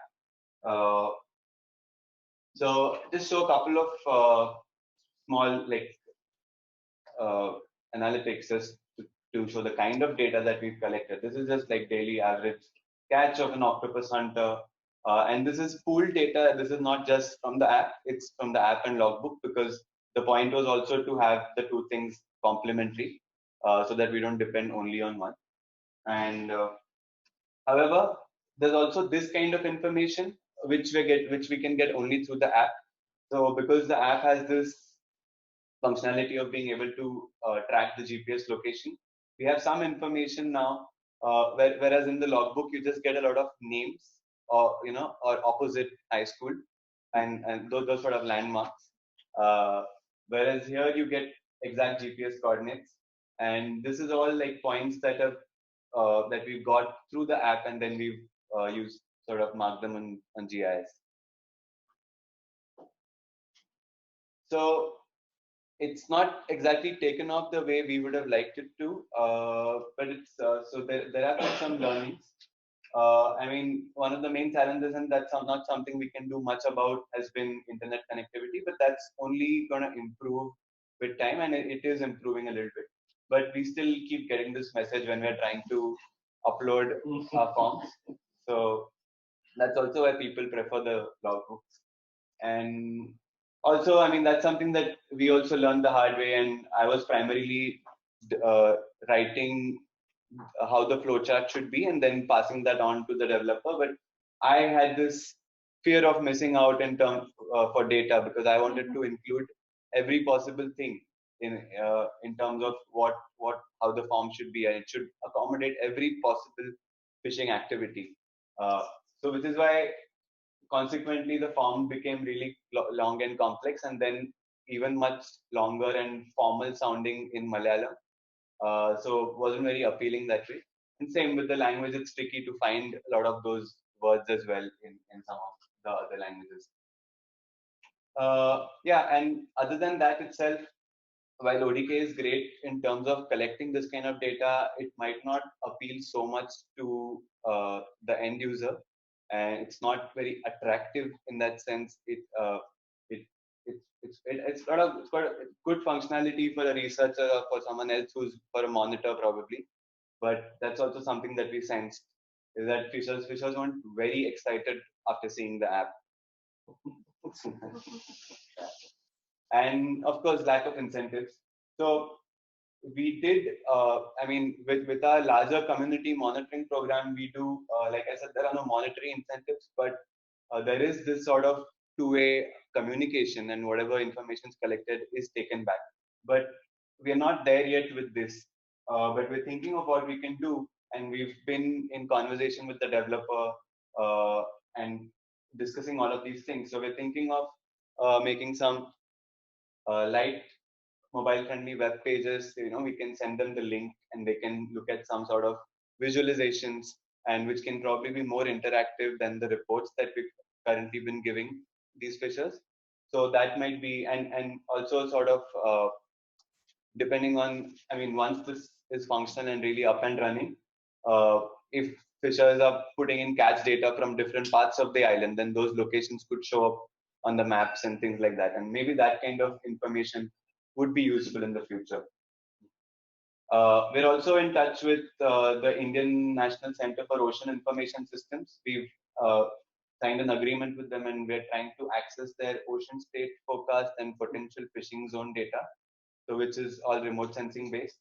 But we're trying to see if we can pull some of that data and link that to the app that we're building and share that with the fishers. And that is useful data because it shows them where the tuna shoals are in the sea.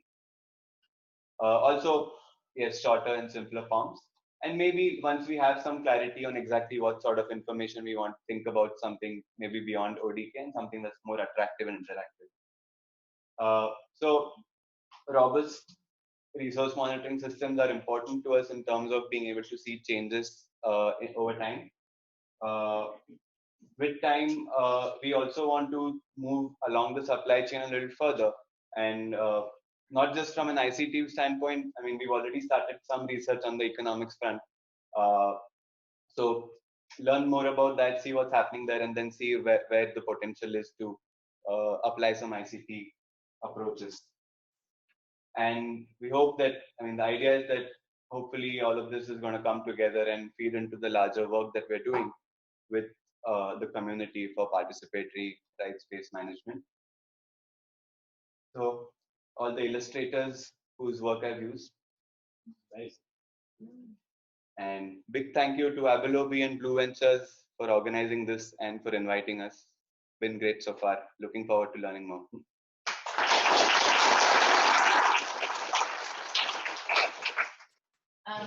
I think we have, that was excellent. Thank you. If you don't mind staying up for 5 minutes of questions. I think you really set the stage for the next couple of presentations. I'm going to turn it over and I'll try and thought. Thanks, Ishaan. That was really interesting, and it's great to see some of the challenges you're encountering. I thought your graph about number of logbook entries versus number of app entries is really interesting. There's a huge difference there. Yeah. So my question's in two parts. Do you think you'll be able to use the app to log all of your entries eventually? And if so, what do you think it will take to get there? Can I repeat the question for the others? So Hannah from Blue Ventures asked, what was the use? Do they think they'll be able to scale up the use of the app for all of their data Right. that fishery? And if so, what would it take? What are the incentives? So when you compare the logbook to the app, how can they get to using more of the app, and what incentives will be used? Yeah, I think not anytime soon, not definitely not to the levels that people are using the logbook, which is why we didn't phase out, or we didn't try to stop using the logbooks, because we knew from our scoping study that this is sort of the pulse of the place. So it's just something that we're trying out on the side, and whenever there's a shift, and there was some news a couple of months ago that they've installed some 4G towers over there, but they're not working as well as they do in other places. But so these things might change over the next few years. And so one thing is that if the internet connectivity improves, and which could happen over the next 2 or 3 years, and in that time, if we are also able to break down or overcome some of these other challenges that I'd mentioned in terms of making the interface itself more attractive and also more feasible, and not something that takes a lot of time. Because when you look at it as a logbook, it's just one sheet per day. But when the same thing gets translated into a flow chart, it becomes a really long sort of form on ODK, and that can be intimidating. Even when we try to teach it to some of the fishers, they did feel a bit intimidated. And so that's the feedback that we got from the trials, and now we're thinking about what we can do moving forward. But otherwise, in terms of other incentives, I think it's it has to be linked with information that's useful to them. That's what we do with our larger catch monitoring work as well, is that there's always some turnover of information back, which is not happening right now. So I think the focus is going to be, which is also what I said, that innovative feedback tools is something that's most interesting and aligned with the work that we do. Thank you.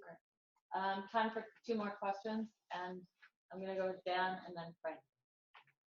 That was incredible. Thanks for sharing. Thank you. Of those that did respond with the app, why? Was there something special that stood out? Yeah, what was the lesson learned there? Can you repeat the question, please? Yeah. So the question is that the people that did respond with the app, why was that? Was there something that stood out? And any lessons learned for that? So actually, I'm not very sure. We haven't sort of looked at them separately yet. But what we also know is that so like a lot of the challenges are sort of mixed up here, because there were some people who were using the app before, but then we ran into some glitches with the internet and forms weren't uploading, so they went back to the logbooks. So one is that. The other thing is that by the time we managed to resolve those glitches, they had moved on, and some people stopped recording altogether. So there's different kinds of scenarios here. So it's not possible to pinpoint because it's not even such a large group of people. But generally, what like as an overall comment, it's just age, and the youngsters are more excited about using an app. And last question from Frank.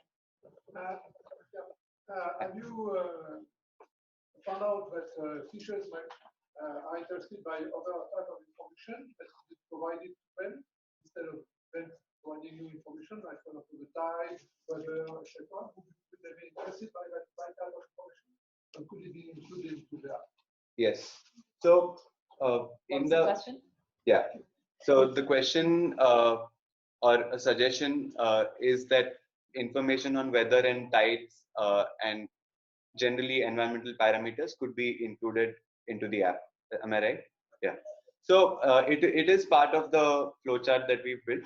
I mean, before the fishing details start, there is a general information sort of a section where I mean, that's more about, again, that's getting information from them about what's the wind like and what's the cloud cover like and those sort of things. But the idea is that if we get that on a day-to-day basis from them, I mean, of course, there's weather data that you can also link this to and get it from.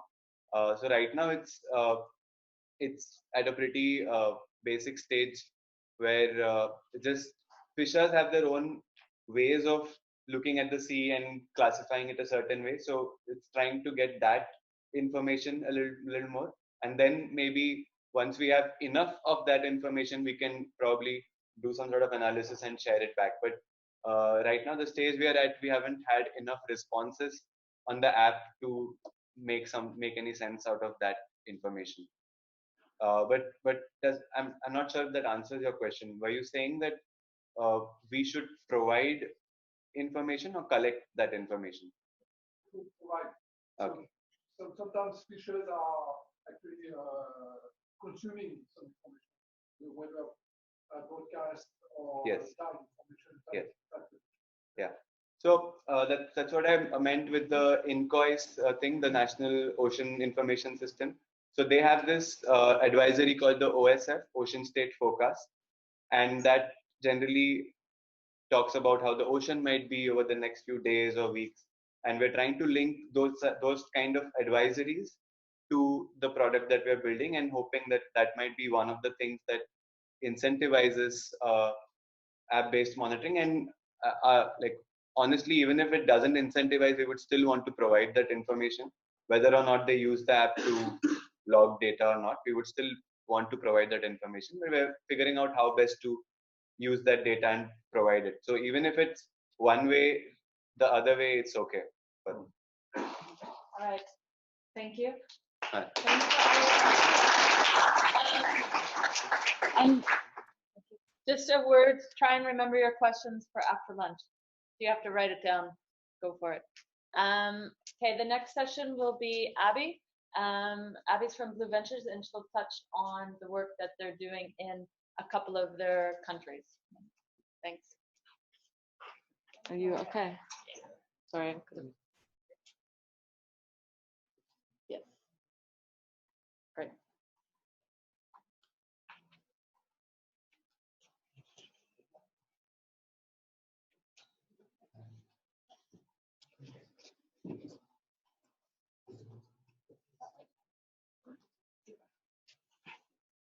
All right, as Margaret said, my name's Abigal Leadbeater. I work in the monitoring, evaluation and learning team for Blue Ventures. And I'm going to talk today a little bit about how we're using technology across the organization, in particular, to get the most from the data that we're collecting.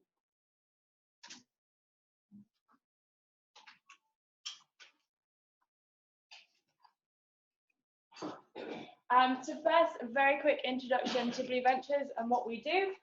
We're a UK-based organisation, but we work across the tropics in Belize, Madagascar and Timor-Leste, and also with partner organisations, some of which are here in the room today, across the Western Indian Ocean and Coral Triangle. We support fishing communities in putting in place fisheries management and also local governance. But we also recognise that in the communities that we work, there's many different barriers to engagement with this kind of marine management. So we also have programs, for example, alternative livelihoods, sea cucumber aquaculture, ecotourism, health programs such as family planning, and also education such as school scholarships. I don't need to tell the people in this room that when you're doing anything, but in particular when you're working in fisheries, data is key. Most importantly, to feed back to communities so they can make informed management decisions, but also to assess the impact of our work, find out what's working well and what's not, and change accordingly, to tell funders that their money is being well spent, to advocate for community-based management with governments, and to share our learning within the community of practice. Blue Ventures collects all sorts of different data in all sorts of different ways.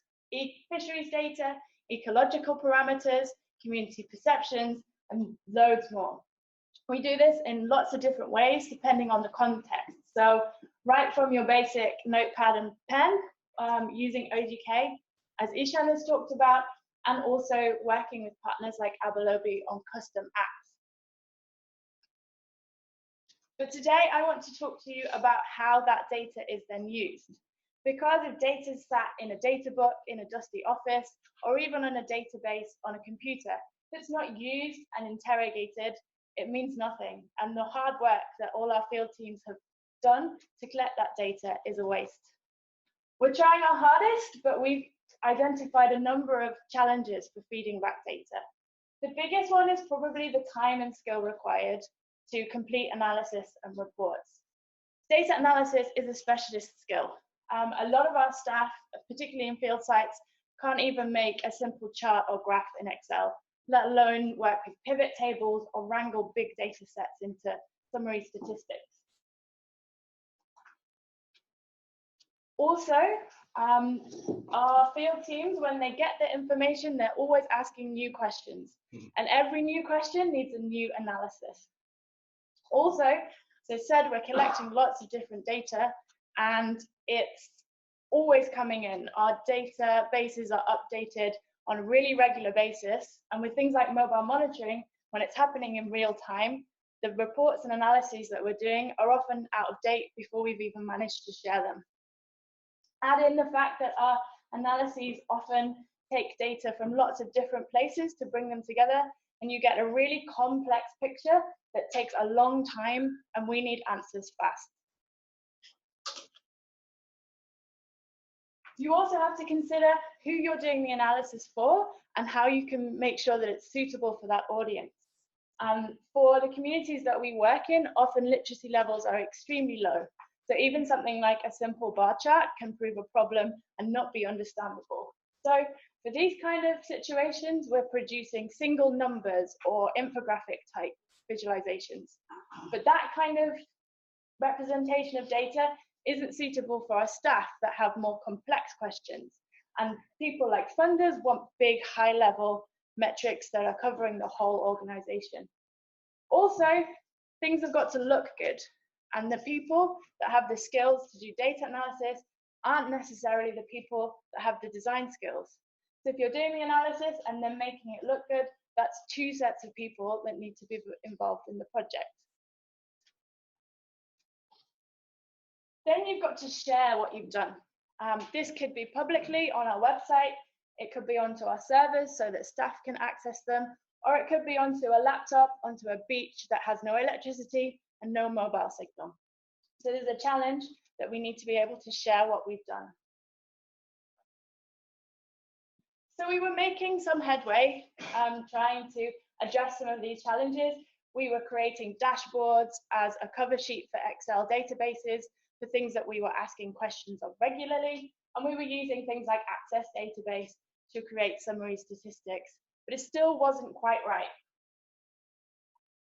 A couple of years ago, we looked to the big data world and the corporate world and saw that they were using these new software packages that allowed users to link to data sources and create visualizations, interactive dashboards without having to be an IT whiz or a data mastermind. So at Blue Ventures, we decided to give a software called Tableau a go, but there's other similar softwares that do the same sort of thing, Power BI from Microsoft and Google Data Studio, which is online based.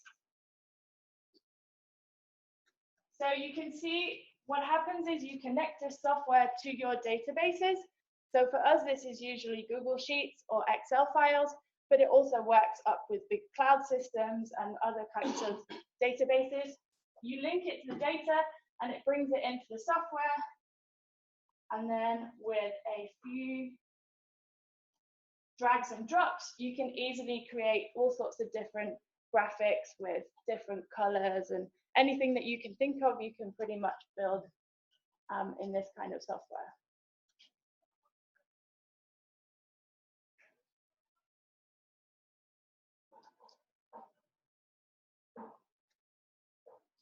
So I'm going to show you some examples of the dashboards that we've built to show some of the capabilities of this kind of software and show how it has overcome some of the challenges that I spoke to.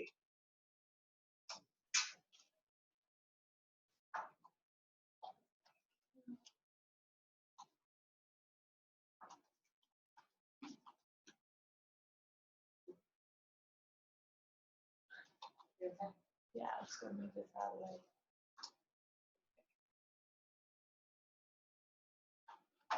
So you can see in this visualization, which uses volunteer collected data on reef health out in our site in Madagascar, you can create sort of very simple infographic type visualizations with single number, and all of these icons are custom.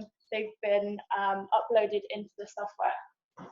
You can also do more of your standard kind of charts and graphs.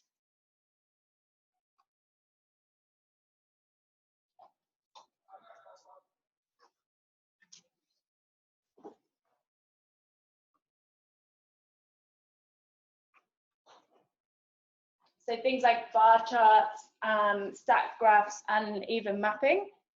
And if you want to get a bit more fancy, you can see in this example from octopus fish landings in southwest Madagascar, you can do things like add trend lines. And you can also add filters so the users can investigate the data themselves. So for example, we can choose to look at data just from one village, and it should filter out all the others eventually. So it's filtered out just to look at one village.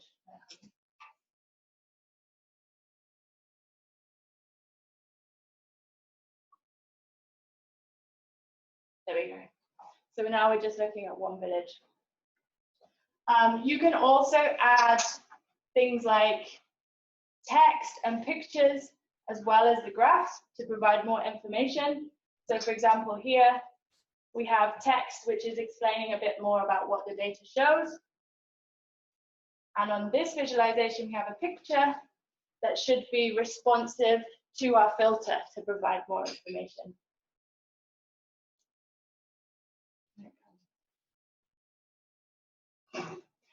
You can see one of the challenges is this can be quite heavy. And so if you've got low internet, it doesn't like it so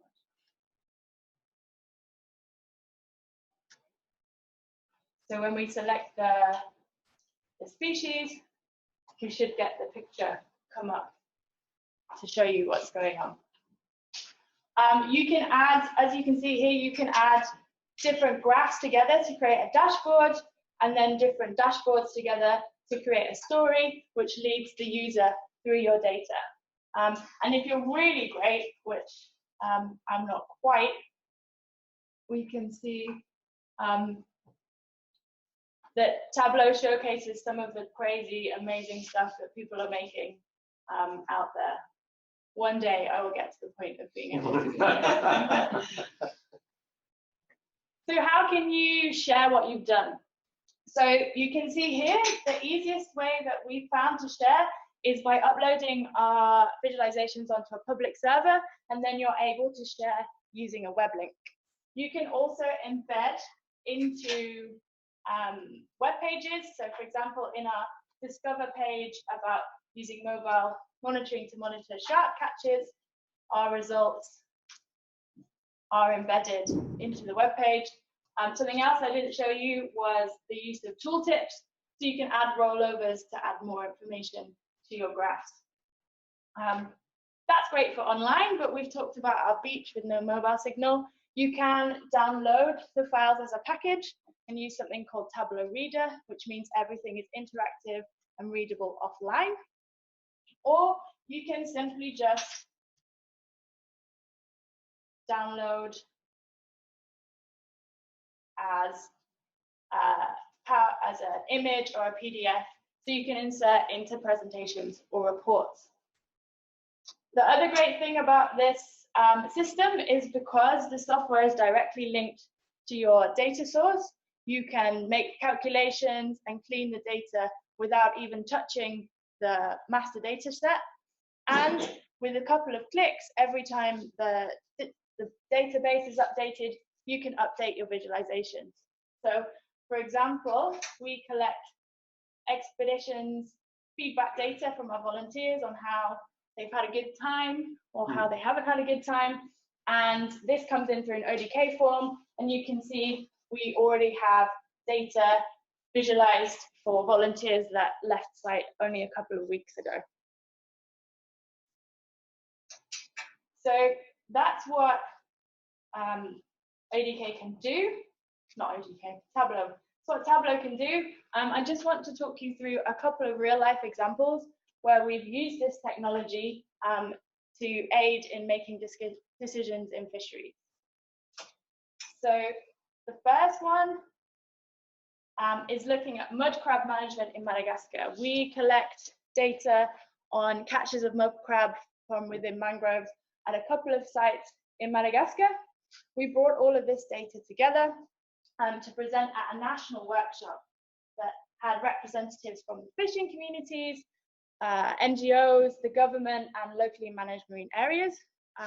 We presented information on fish catches, maturity, and seasonal variation, both in presentations and posters that had information from Tableau pasted in, but also we had a laptop that had an interactive dashboard where participants could have a look and play with the data themselves, which I think really impressed particularly some of the government officials who are now asking us if they can have some training and get their hands on this kind of technology.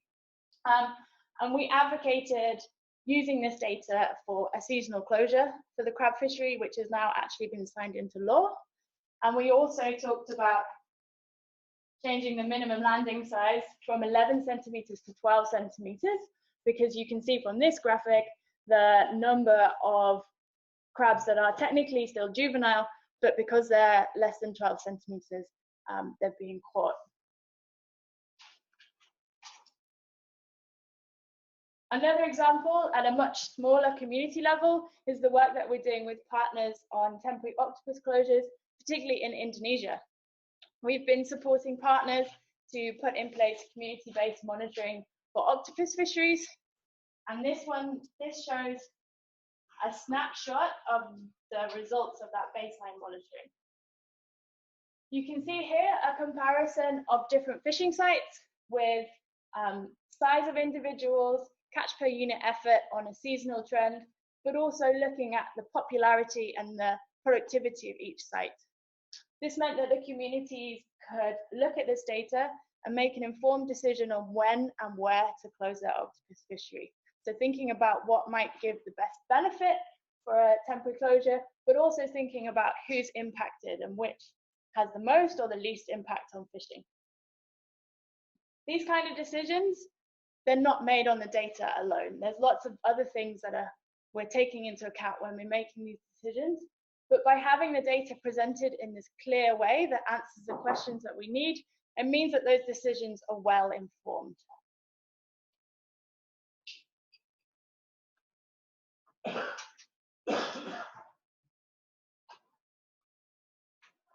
Probably the biggest learning opportunity for us was when we saw how our staff and partners were using the visualizations that we had been building for them. We started really simple. We took this idea of accessibility. We thought that the staff would be using the dashboards directly, showing them to the communities. So we went really simple. But the feedback that we got was that they wanted more numerical labels and even tables of results underneath the graphs. And we found out that they wanted this because they were taking our dashboards and translating them into something that the community was more familiar with. So paper-based posters, interactive games and exercises, and things like that.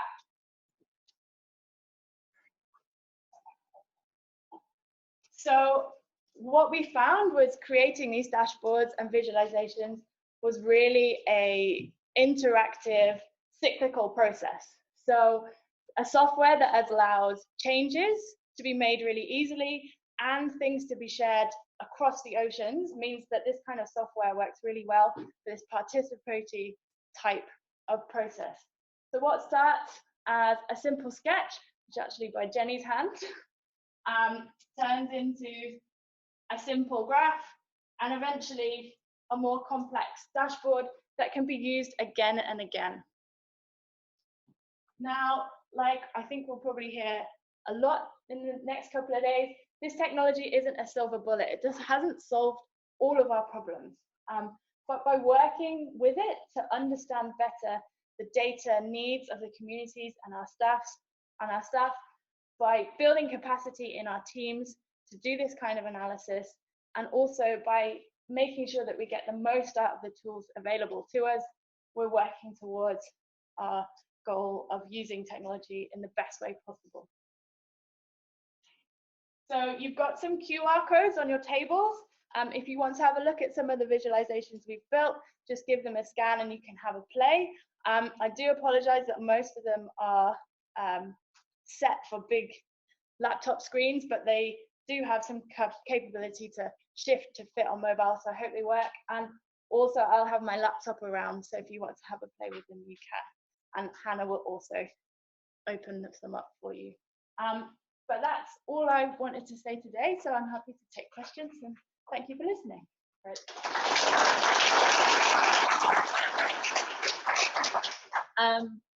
Thank you, Abby. I also want to give you guys a heads up on day 4. Abby and Hannah are hosting a learning lab that deals with visualizations and community engagement. All right, questions? Matt. Sorry, before you ask, can you say your name and where you're from? Your organization. Yes, my name is Matt Rocher. I'm from World Fish. Thank you for that. It was very interesting. One thing, when you're collecting data from a variety of different methods, one thing in my mind is verification of the data coming in. I'm just curious if you can expand a little bit on what Blue Ventures have. So most of our data is collected by community data collectors. So they kind of bridge the gap between fishers and staff members. So they're usually people who are fishers. They're usually paid in some small way to do the job. So that helps to have a level of professionalism. And then for most of our data, it goes through some sort of QC process. So at some point, somebody looks at it to make sure that there's nothing crazy going on, like a crab that was 50 kilos or anything like that, before it gets to this visualization point.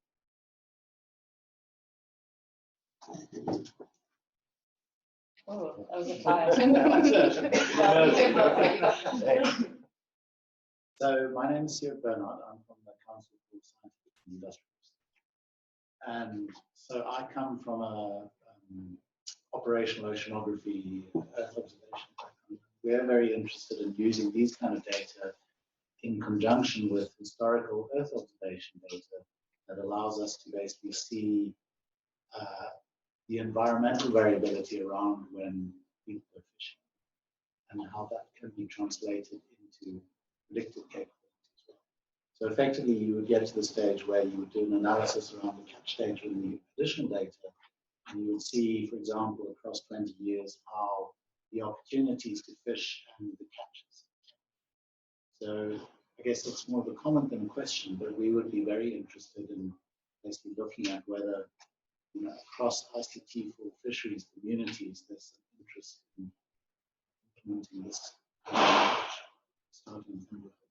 Yeah, and it's true to say that we have a huge amount of data going back sort of 10 years in some of our sites that hasn't been analyzed or used because of the technical skills required to do that analysis. And our we want our field team to be out talking to communities and taking action rather than doing that analysis. So having technologies that make analysis easier is always going to help us utilize that backlog. Hi, Serge from Abalobi. I just wanted to share some lessons from our side around ODK on the one hand and sort of Power BI Tableau on the other hand. Sort of, we also started with ODK. In fact, we still use ODK for a couple of the projects we run. ODK is kind of a tool you love and hate at the same time because it's got these limitations. You've got to customize it on the phone, install it, etc., etc. But what I've always really enjoyed about ODK is that it's fully DIY. And when you engage in the process of co-design or engage in a participatory process, you can literally map out your flow, your forms, your questions, how they're going to be asked, put it into your ODK XML form, and that evening, the next morning, redeploy with an updated form. This is extremely powerful in the process of engagement. You can really tangibly show fishers that their input has been taken into account, translated, and here we go. There's a new form, there's a new flow, there's a new look. So in that sense, I find ODK very powerful. While if you go sort of for your custom app, while there's a lot of benefits to that, the turnaround time it's much longer because obviously much more work is involved. So it's a bit of a trade-off. At what stage you're moving out of ODK into something maybe a bit more customized, a bit more kind of worked on the UX, but then on the other hand, you lose a little bit in that speed of turnover. think I would imagine as a fisher, it could be quite frustrating. You know, you sit in a meeting and you've shared your ideas, but you got to wait for that version another couple of weeks or potentially even longer. While with ODK, you know, it could happen on a much faster basis. Anyway, just something to think about. And then the other one is sort of Power BI Tableau. So we've learned a lot about and made a lot of mistakes about how we surface a data dashboard on a mobile app, and not just a web page, but on a mobile app. And every tool we've tried, including things like Power BI or Tableau, is that it works well when there's good internet, but when the internet is slow, it takes a very long time to load. Even the latest technologies, they take a very long time to load. And that's quite frustrating. If you're sitting out there in a community and you click on your analytics and it takes quite a few minutes to load, you're going to give up. And so we've gone back now to kind of hard coding this and putting it within the custom app, with then an option, if you're in Wi-Fi or whatever, to click more, and it takes you to a more elaborated report. Okay, thank you, Abby.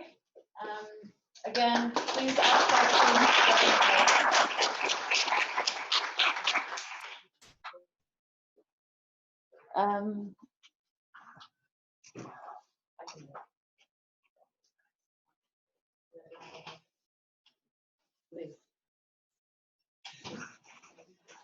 So our next case study presenter is Julie Robinson. Julie will be presenting a case study about this fish, the use. She'll explain. Are you using this fish? Yes. Okay. Julie works for the Nature Conservancy, and she's been working in Belize, and maybe are you from Belize? I am from Belize. She's from Belize. So she's going to run us through their work. Thanks.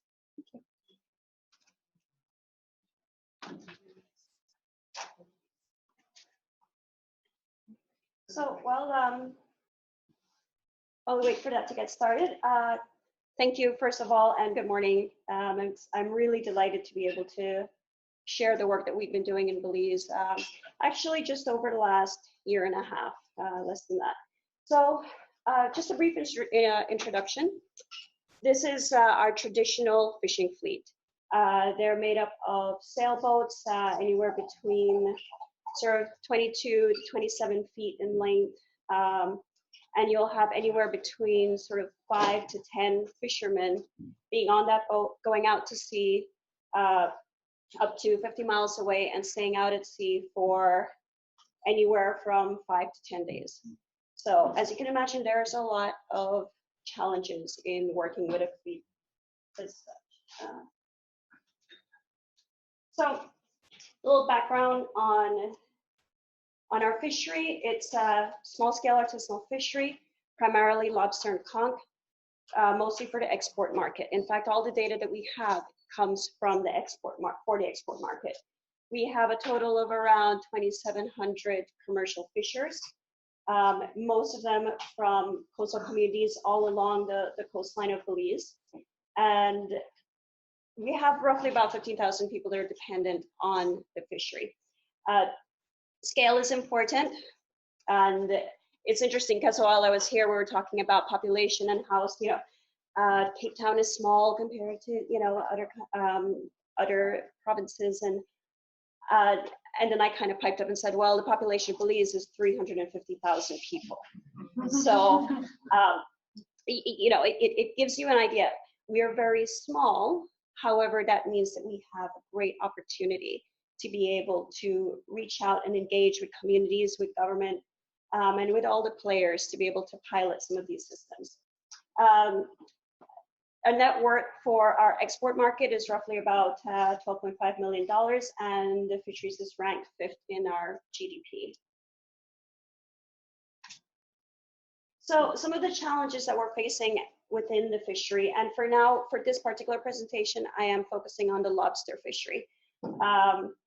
Simply because lobster for Belize, and in fact for the entire Caribbean, is the single most valuable fishery. At this point in time, well, for the last 50 years, our fishery is about 50 years old. It's been predominantly managed through the co-op departments. I mean, sorry, through fisheries cooperatives. Now there's new competition coming in from private companies, which is threatening the cooperative model. There's also a limited market for differentiation of our lobster. We will have buyers who will come to us and say the Belizean lobster is one of the sweetest. It is, you know, in terms of quality, it is one of the best. However, there's really no way on the market to differentiate that from any other spiny lobster, be it anywhere in the world. As what we're facing in many places, there's a decline in the fishery. So we have fishers going out, spending more time, using more fuel, going further. So just spending more money and actually bringing in smaller and less catch. And of course, there's always the environmental changes that we're faced with that we see globally. I don't need to sort of mention sort of some of this work. Paperwork is pain. It's very painful. There's a lot of errors that is incorporated into it. There's no way of it. It will take months to be able to go through the paperwork to come up with any usable information. The photo on the right is that's the receiving book. That's the ledger that Eden, who is the plant manager that we've been working with at the cooperative, will fill in, and all the information is filled in by hand. This is how it has traditionally been done. This is one of the challenges we face right now. This is the way it is still being done, even though we do have a traceability system in place, and I'll talk about that a little bit later on. And that just all comes to changing behavior. And it's so this is really one of the big challenges that we have faced, and what we've been trying to change. We also know from the trends in the market that particularly as one of our biggest markets is the US, they're looking for greater traceability. So their port state measures, which are particularly important to Belize, are calling for more reporting, better accountability, more traceability. And so these market drivers is what has driven us to work with the cooperative and for the cooperative to work with us to be able to implement a traceability system in their plant.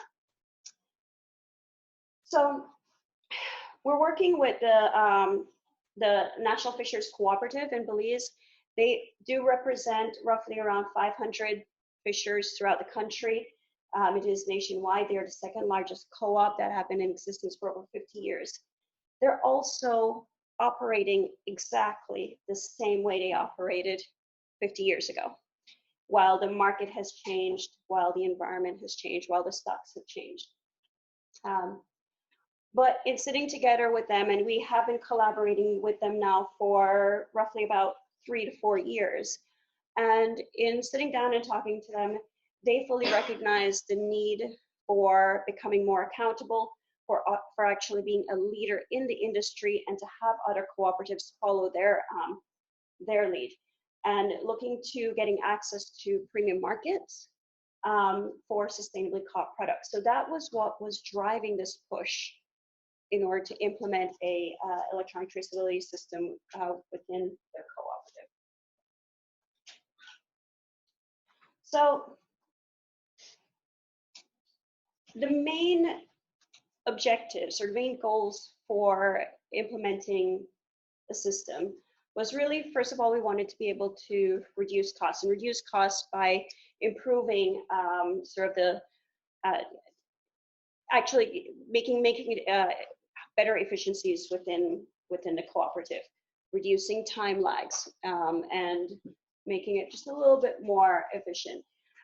Wanted to also create this sort of data-rich fishery that supports the effective co-management of the species and of that fishery with the fisheries department. And also, like I mentioned before, looking for new markets. So these are the 3 things that were really driving this process forward. So what we did was we partnered with This Fish to implement the tally system in the processing plant. We put together just a very, very brief case study that highlights what was being done, and I go into a little bit more detail about what is being collected. But basically, it's a tablet system, and it's At this point in time, it is only being done in the processing plant. Fishers will arrive at the processing plant. They will, at the receiving station, that is when the system actually kicks in.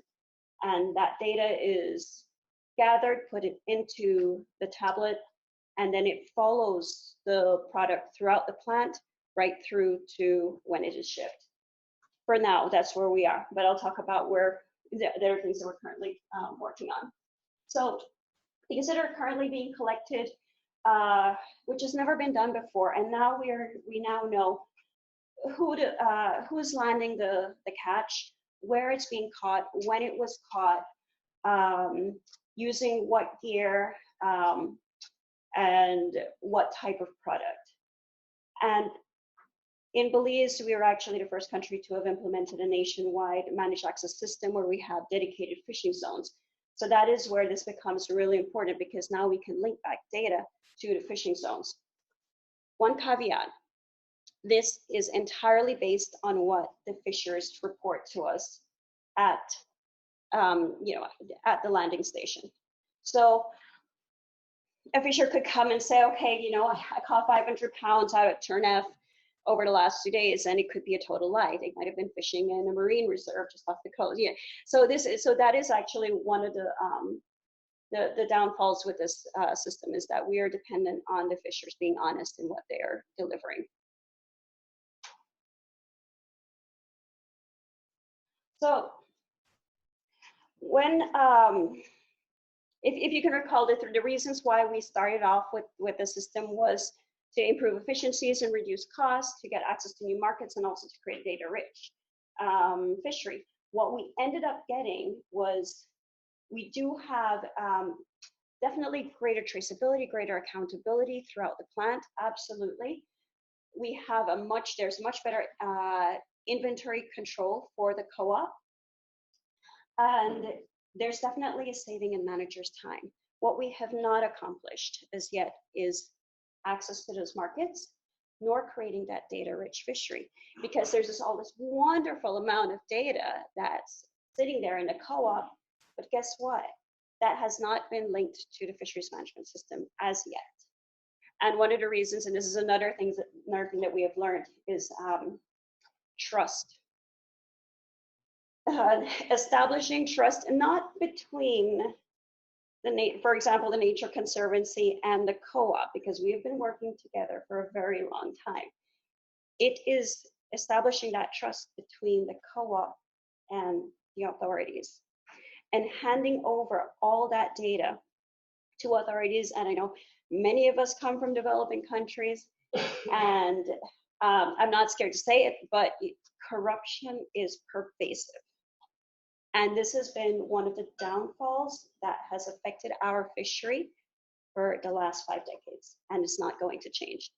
And I can, I just being very open and honest here in that the co-ops are scared of it, because data, and data is power, as we saw.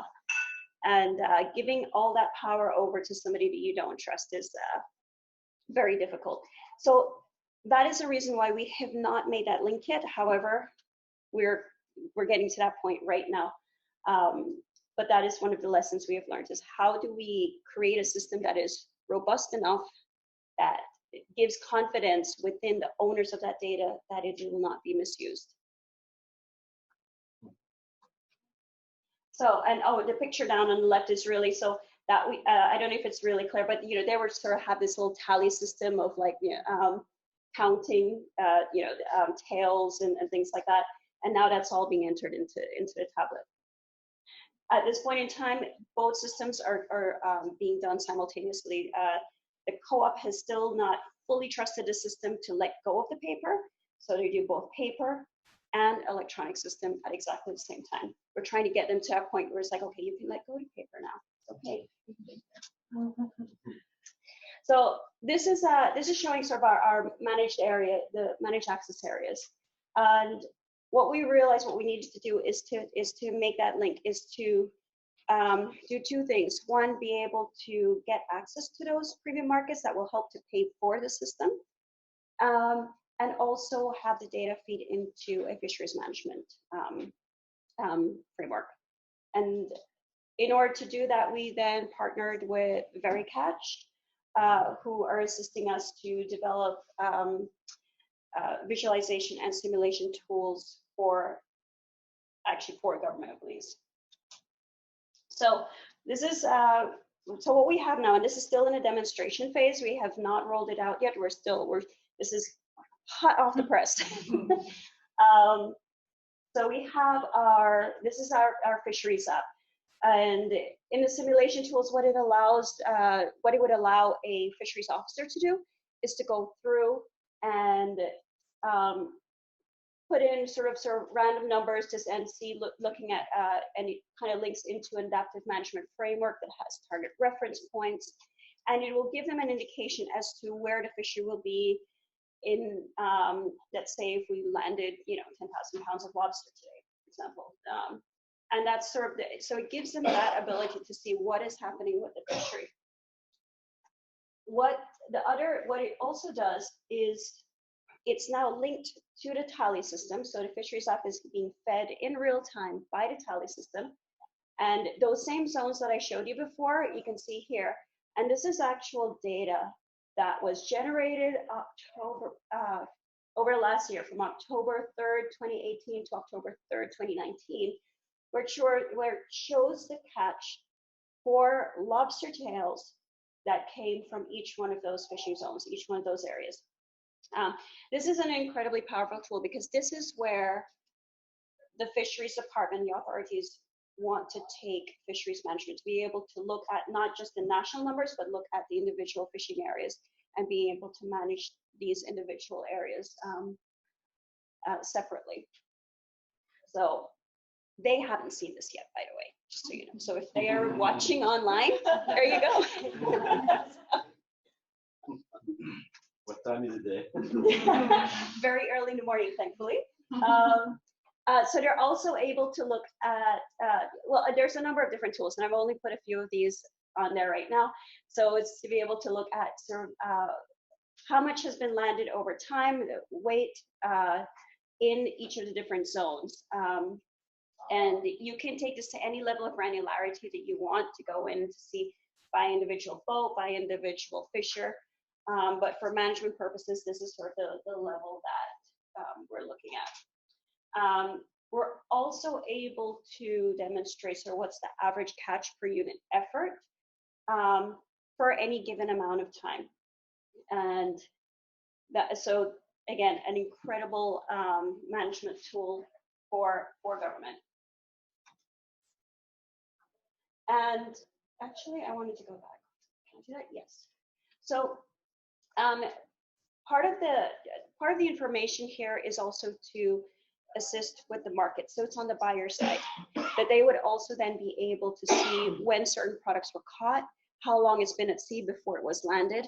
So these are all different information that can come out of the fisheries app. And again, for now, we are focused primarily on lobster.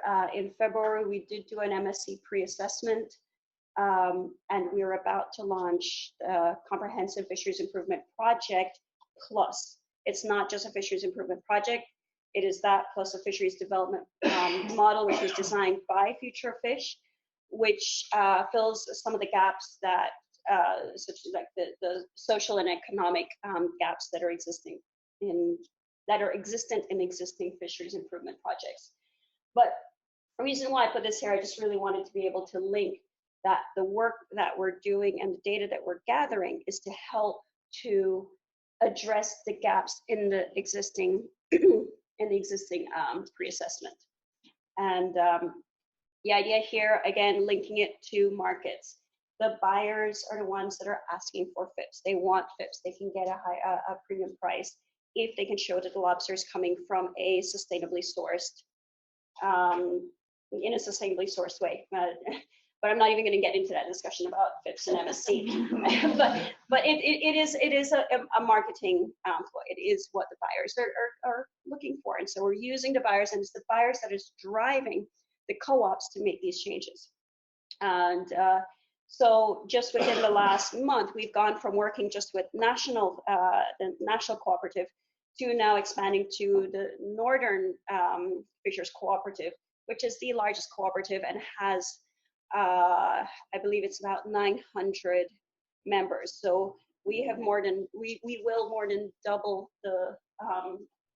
our reach just because the buyer wanted that. So that's another take-home message here is the importance of being able to engage throughout the supply chain. So it's not about just engaging with the communities and the fishers and the authorities, but it's also about the buyers as well. Finally, we're almost ready to launch this part of the work. This is the Trace platform. The Trace platform is also another product that is developed by this fish. This is a consumer-facing app where the consumer is able to scan the barcode that is on their box of lobsters, and it'll tell them, at least for now, it'll tell them about the fishery, it'll tell them about the co-op. We don't have the level of granularity as yet to be able to say exactly that lobster tail came from that fisherman and was caught here at that date. Reason being that this is a small cooperative. So in order to fill a box of lobsters, they tend to aggregate the product. And that's what you see there is that, it's graded and it's aggregated. So you do end up with a mix. We're working on that to hopefully get to the point where you'll be able to tell exactly what was caught where and when for the consumer. And just some additional lessons learned as we're going through this process. Of course, and I don't use this, extensive consultations, from the very, very beginning throughout the entire supply chain. We wouldn't be piloting what we're piloting right now if we didn't have the buy-in from the buyers, the government, and the fishers. We also decided we're going to start small, so we started with a single cooperative. And what we're trying to do is to demonstrate a workable model that can then be scaled up. So the fisheries department is looking very, very closely at what we're doing right now to see if it works. And if it works and if they like it, then they will scale up across the entire country and require that every single seafood purveyor takes on this, uses these tools. I mentioned the behavior change. This is something that we're still facing. It is very difficult working, with whether it's staff or fishers to be able to change that behavior. I was really impressed yesterday listening to David, talking about analytics on this app and thinking, I want to see our Belizean fishers get to that point. Slowly, we'll get there. We'll get there.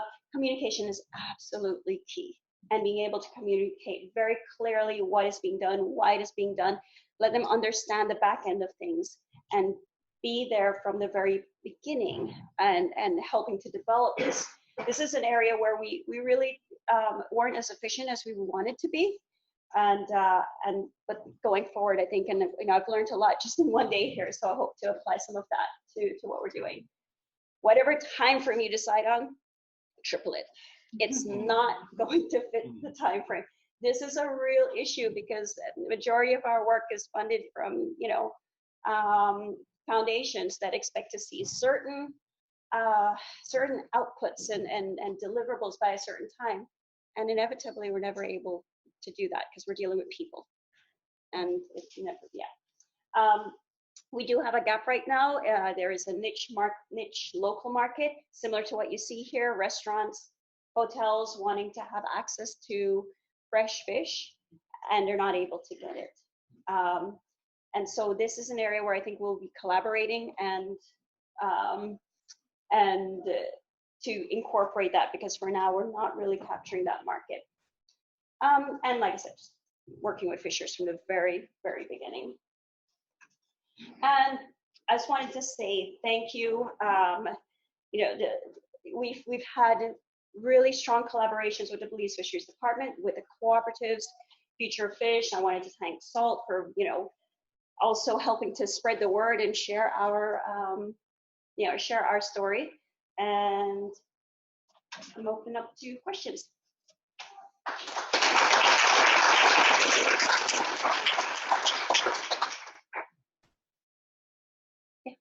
Oh.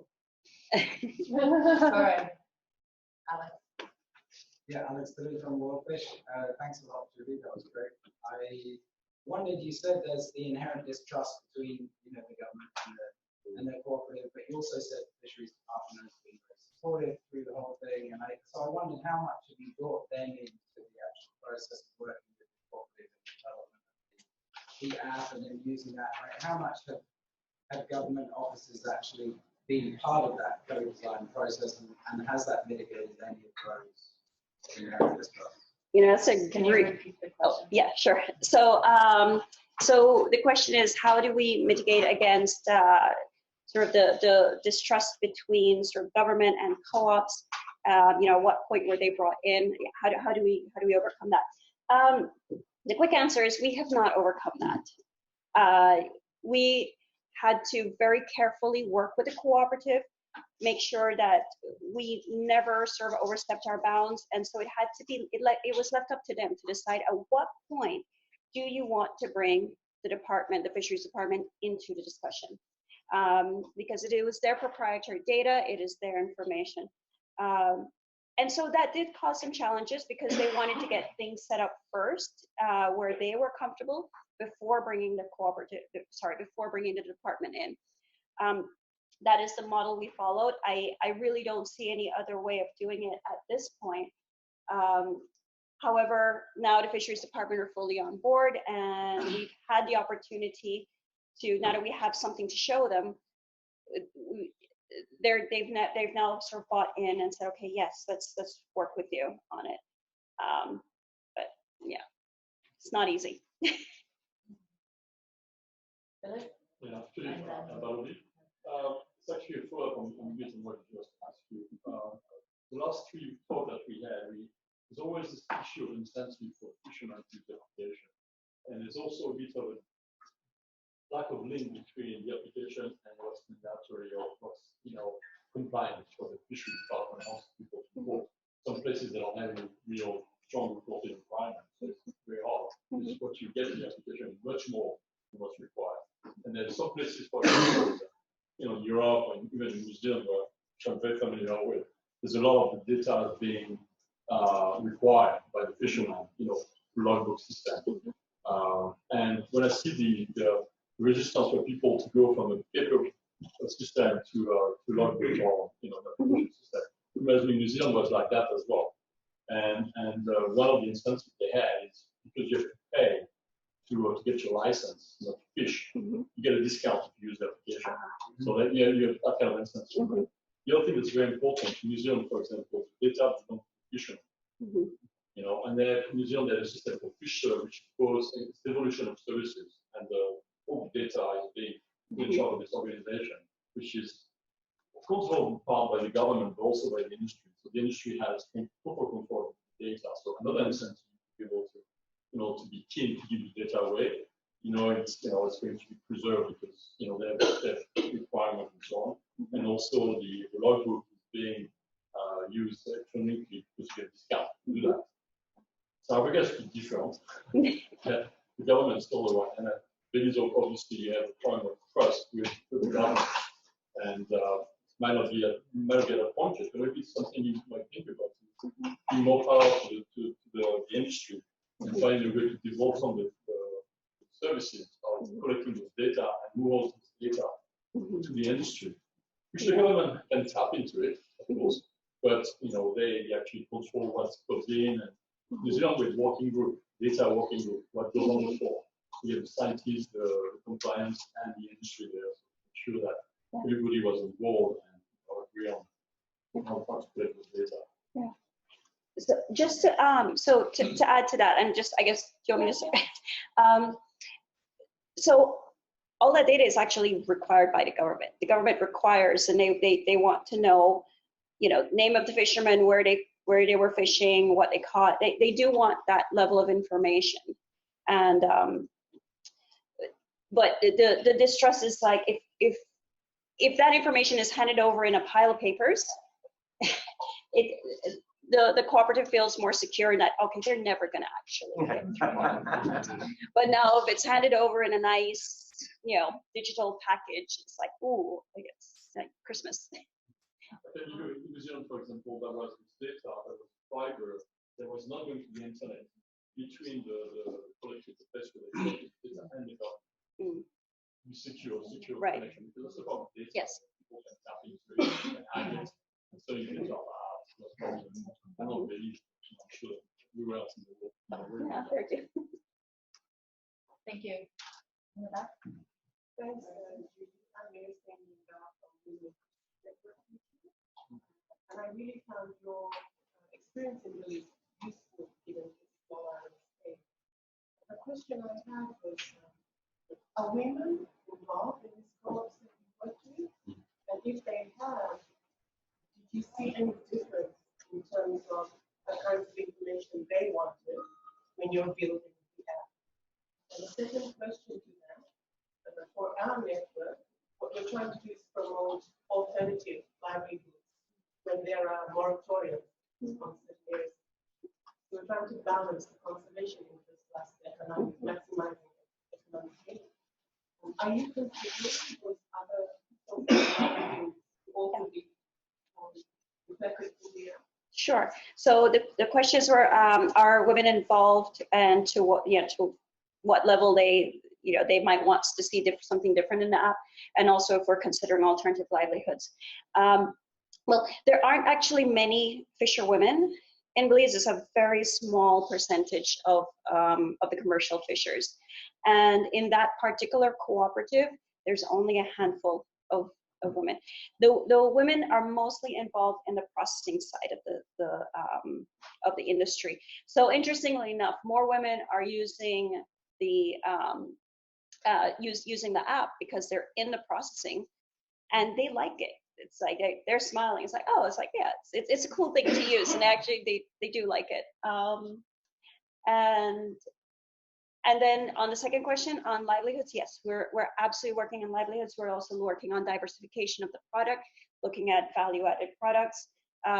So we are looking at a number of different areas in which you can have supplemental income or diversify from that traditional, in this case, lobster tail fishery. Sorry, a final comment question from Serge. I'm curious, have you started talking with the cooperative around the sustainability model of the software? The co-op is actually on board. They're fully supportive of the sustainability aspects. Is one of the reasons why we're working with that particular cooperative is that they have been driving sustainability in the industry. Actually asking the fisheries department to put in more stringent regulations and guidelines. And I mean the software. Oh, the software.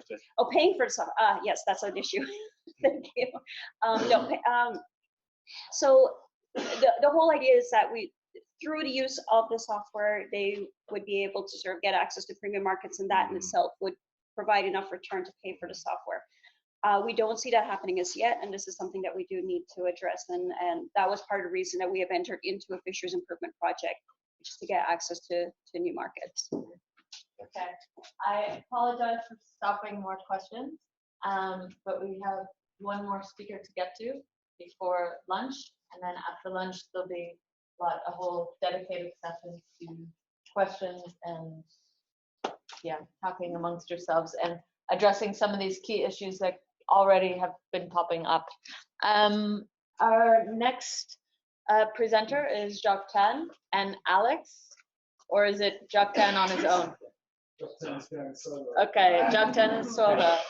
And Joctan is from Timor-Leste, and he works for World Fish. And World Fish has been doing lots of data collection and monitoring in Timor-Leste. So Joctan is gonna tell us all about it. Are you guys okay?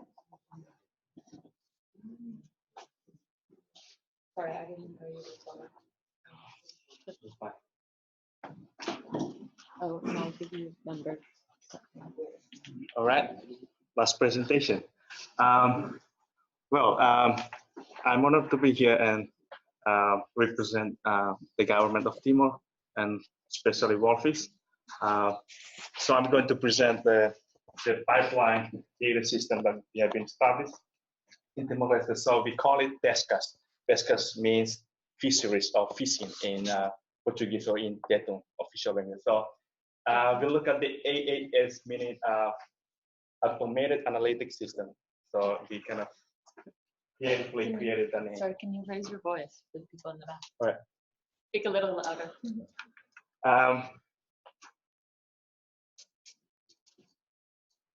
A little bit background on wolfish.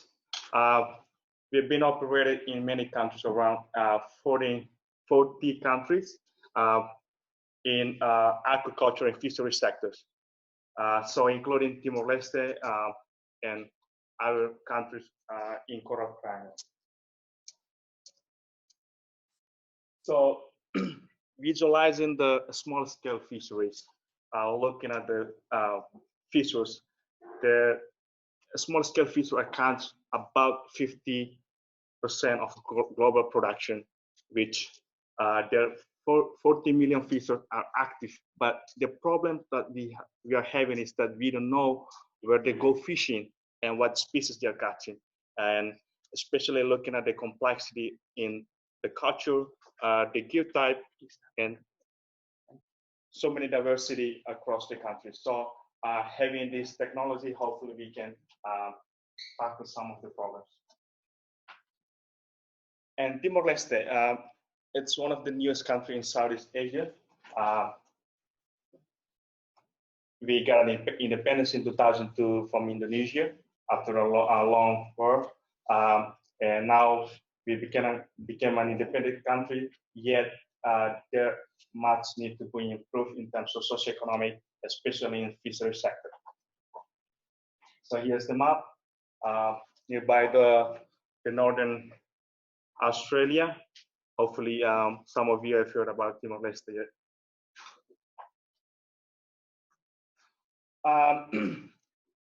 The origin of this data pipeline, in 2016, Wolfish came up with this idea of creating a national monitoring system for Ministry of Agriculture and Fisheries in Timor. So we started up with co-design system, sitting together with government officials and the data collectors to have this better version of survey, the questionnaires that we can develop and make it more adaptable and flexible to use. So everything, the questionnaire all in Tetum, which is official language of Timor-Leste, and we have data collectors in landing sites. Yet in Timor-Leste, we don't have this kind of designated landing sites. That's the issue. But we have fishing communities where we have a higher number of fishing activities. And having this system, we primarily use ODK as usual. But at the same time, we are thinking of maybe having this integrated system by using VTS, vessel tracking system, by partner with pelagic data system. So here the list, looking at the vessel tracking system where the fishermen going fishing, and when the fish is landing and the data collector doing the interview and collect the data, and all those information transferred to cloud and do the analytics, and we have coming up with the final decision on the dashboard.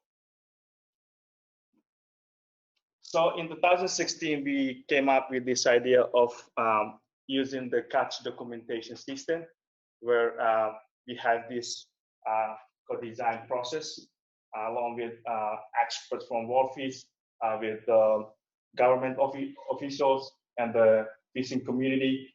We have been evolved so much by developing more questionnaires that more relatable to needs, to gaps that the government has. And we have been grateful, and looking at the species, one of the issues that we got is that species can be misidentified. So we categorize them, kind of simplify to family instead. So having the catch documentation, we already know the price and the weight and everything about the species. So we have the pelagic data system come on board, where we have this high resolution vessel tracking system. So we know boats are going out doing fishing, where they're doing fishing, looking at the time coefficient. So here we started up from 19 landing sites, where we have pretty limited data collectors initially, but luckily we came up with this idea of having PDS supporting us. We scaled up the data collectors to 100 data collectors. So all across the country now we have the data collectors. Then pretty much we have most of the vessel tracking system on the boats for each community. So here it is. We started with 85 trackers and currently about 400 units. Then by the end of this year, we want to make it to 500 units. And luckily, we have data collectors already on site to collect data. So we have about 35 landing sites across the country. And that means from 500 units, it represents approximately 20% of the national fleet. So here is the road tracks of the fishing activities. You can look at the map. Oops. And effort mapping, the kilo per hour. So you can see across the municipality, there will be a variability of CPV. By having this integrated system of pescas, we can estimate the national fisheries production. So basically on the right side, we have the old graph from FAO for the catch production, and the red line indicates that data comes from pescas. And this left side, I put the habitat type. So on we already developed the dashboard and we already launched it, which have all of these municipality names, and you can play around with it and see the difference of species. You can see the top 10 species from each municipality from time to time. So we already have the system available to the public. You can access.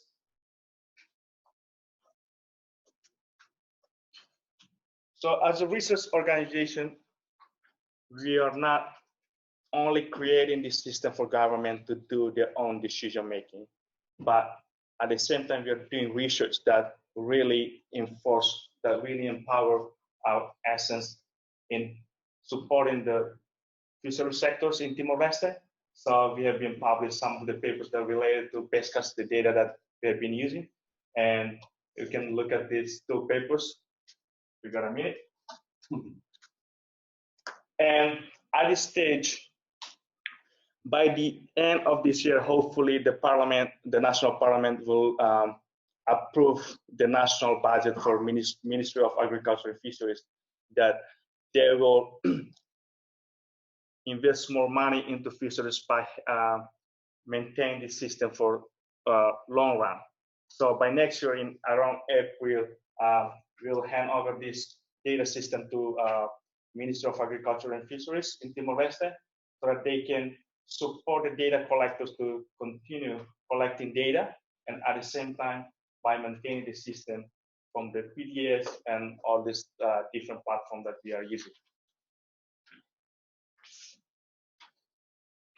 So by looking at this successful outcome, I will say we have been successful by coordinating with MAF people, the Ministry of Agriculture and Fisheries in Timor. And by looking at this project, we want to scale it up to global. So currently we implement this in Timor and we think it's successful. We want to spread it out to other countries as well, include India and some other African countries. So I think if you want access to pescas, our dashboard, you have a QR code here and you can scan it. Otherwise, if we have any question, please let me know. So much things to say, but yeah, in terms of time limits, I cannot talk much. Thank you.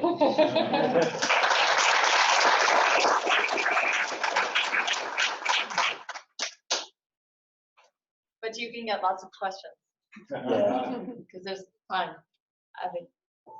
In terms of the VMS, are you able to tell the difference between a boat that is traveling and one that's taking part in fisheries, and how do you manage that?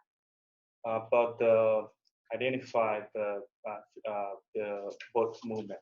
So one of the benefits from the pelagic is that when the boat's steaming, it can detect, or when it's doing fishing, it also can detect. So looking at the time coefficient, we already know the catch per unit effort, not only by time, but geographical range of it. So from, yeah, and we can know the profile, looking at the profile, if it's fisherman, how many days he went fishing on that month.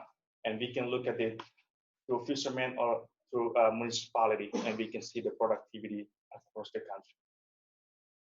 If I can just add to that quickly, yes, we use algorithms to detect the difference in steaming and fishing, and so that's really where the machine learning comes into it. We use donor trips to sort of supervise classification of trips that have landing data and trips that don't, and so we can actually predict the size and habitat of these trips, even if they don't have landing data.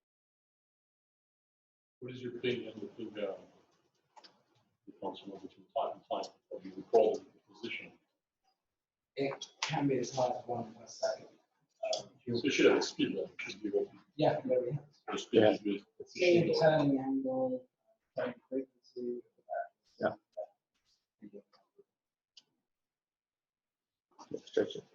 What's the value proposition for the fishers to install one of those things on their boat? Really good question. Having going to these remote sites is pretty difficult somehow. Even I'm a local Timorese, sometimes I face a lot of difficulties of talking to the fishermen.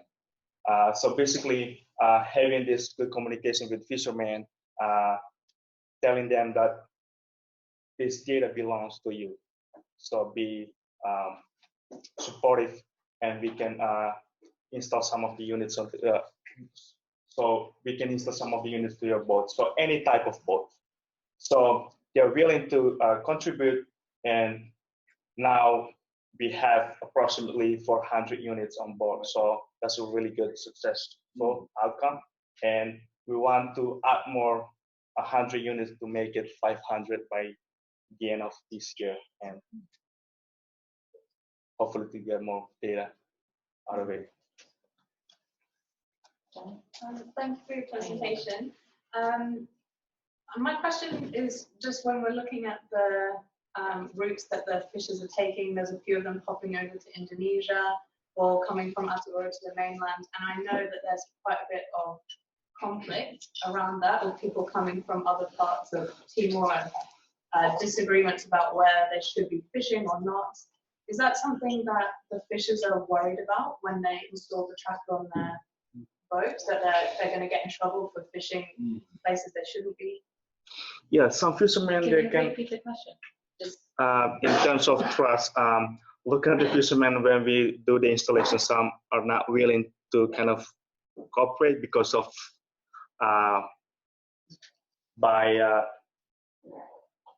suspect that they are going to Indonesian region to take fish or do any illegal fishing activities.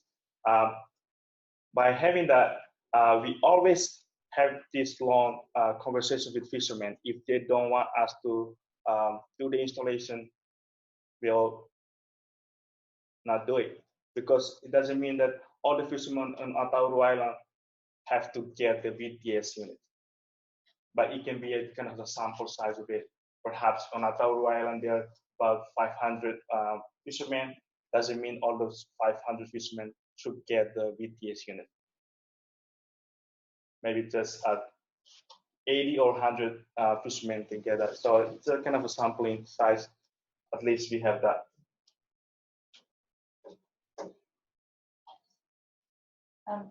Any more questions? My name is Linder. I'm from Indonesia. We are next door.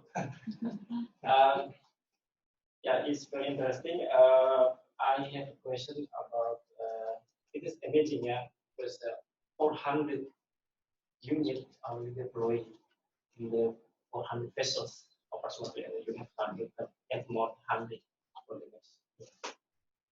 So it is mandatory by governments with the device, and then after this will be, for example, in Indonesia also have like a ministry marine affairs and fisheries there. They also have EMS, and then in your country, it is more focusing the small scale fisheries. How about the large vessel also and the technology EMS there, and then at the end, small scale fisheries really like they feel if they control, they feel, oh, why the government, why NGO very control in small scale fisheries? You know, small scale fish maybe just get 5 kilo, 10 kilo. Let's say the original plan was to create this national monitoring system. So we are providing this system to government to make a better decision. So that's the plan. So we are not doing this for fishermen originally. Actually, by next year, the government wants to spend more money to get more 100 units, so make it 600. Which we prioritize small-scale fisheries by having this data. We will be able to provide them capacity, because at this stage, the small-scale fisheries in Timor-Leste is pretty poor, I would say so. Looking at their capacity and looking at their gear types, pretty low. So we have to invest more into that by having this data. Hopefully we can have a better management. Otherwise, in Timor-Leste, it's more political. If I become a ministry or I become a lead in Timor, sometimes if I have this equipment, I can sell it to wrong people. So that's the issue. So by having this data, hopefully we'll be able to provide capacity and all those sort of various resources to community in a sustainable way.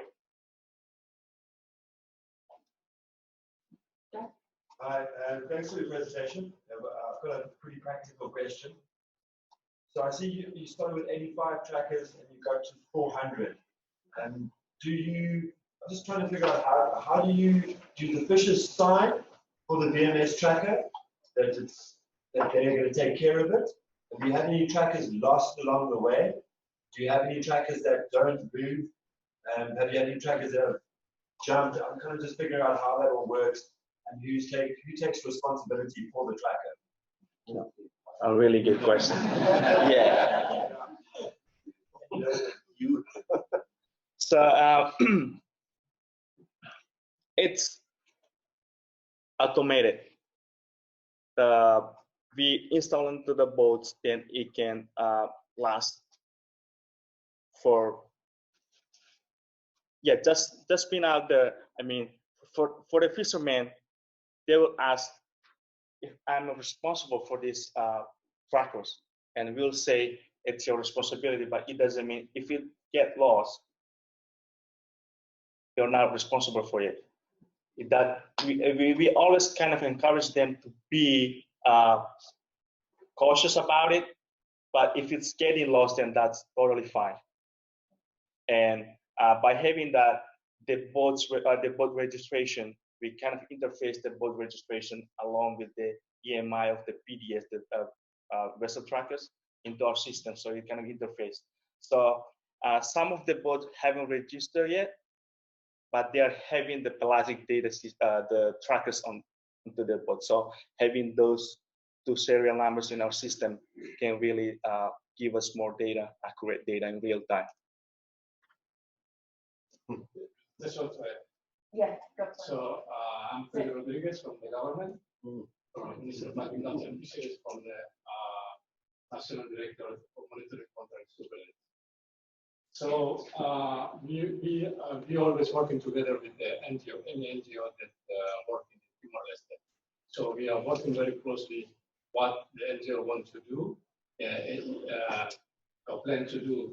So in regard with our policy question, that how, because in our case we are always working together with the local authorities as well. So this is something that we have been established a very long time ago in establishing the accident reporting system, community-based reporting system, everything we always involved in the local authorities. So before we implement our planning, so we always talk to the district fisheries officer in the district level. They have to go to talk with the local authority. So if you have time from the national, have to go to the district level, in the village level, we talk to them, and then work together with the church leaders, work together with them to avoid what you just mentioned. Apart from that, also from the workers also working together with some students to inform them that this is the government property. So all of us, we have to work together to look after, because this is the good thing for us. From this, we can know how many times the fisher go to fishing, and from this also we can learn that the data collector, they enter the data in writing or not, because when we know that this fisher go to fishing, but when the data collector not enter the data, what happened? So we have to talk with the data collector. Apart from that, in regard with one of the fisher that when entered into Indonesian water for fishing.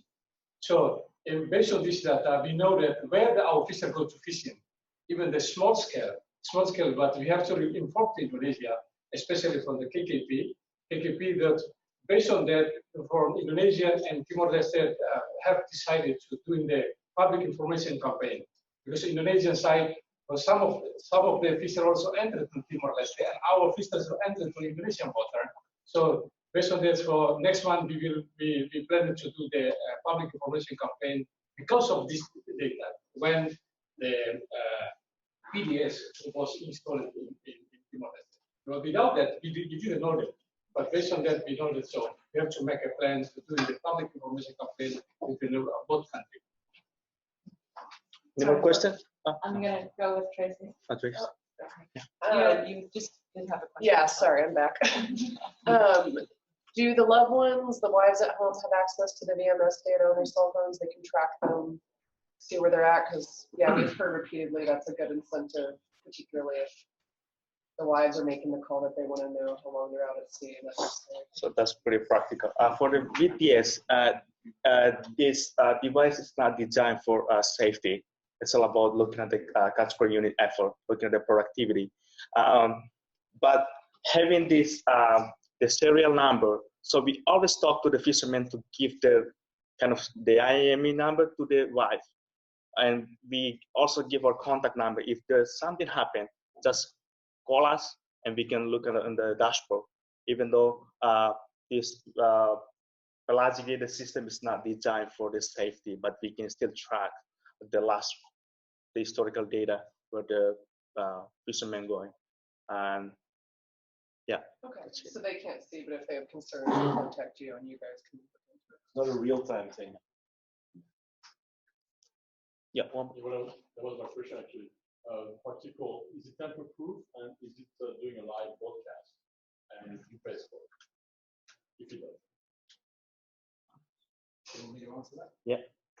Yes, it's tamper-proof because it doesn't have any buttons at all on it. Basically, I'll bring one into my.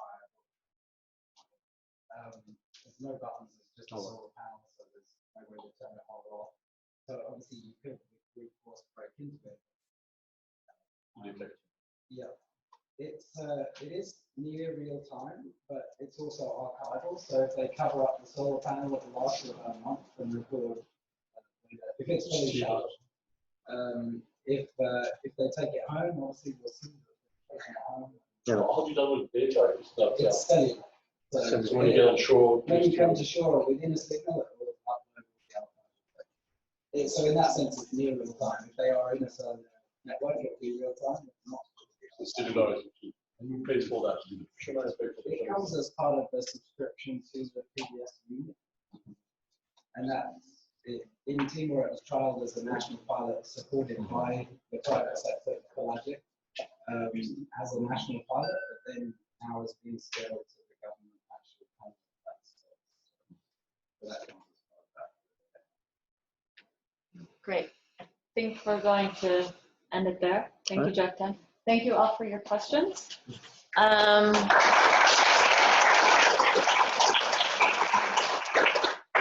right.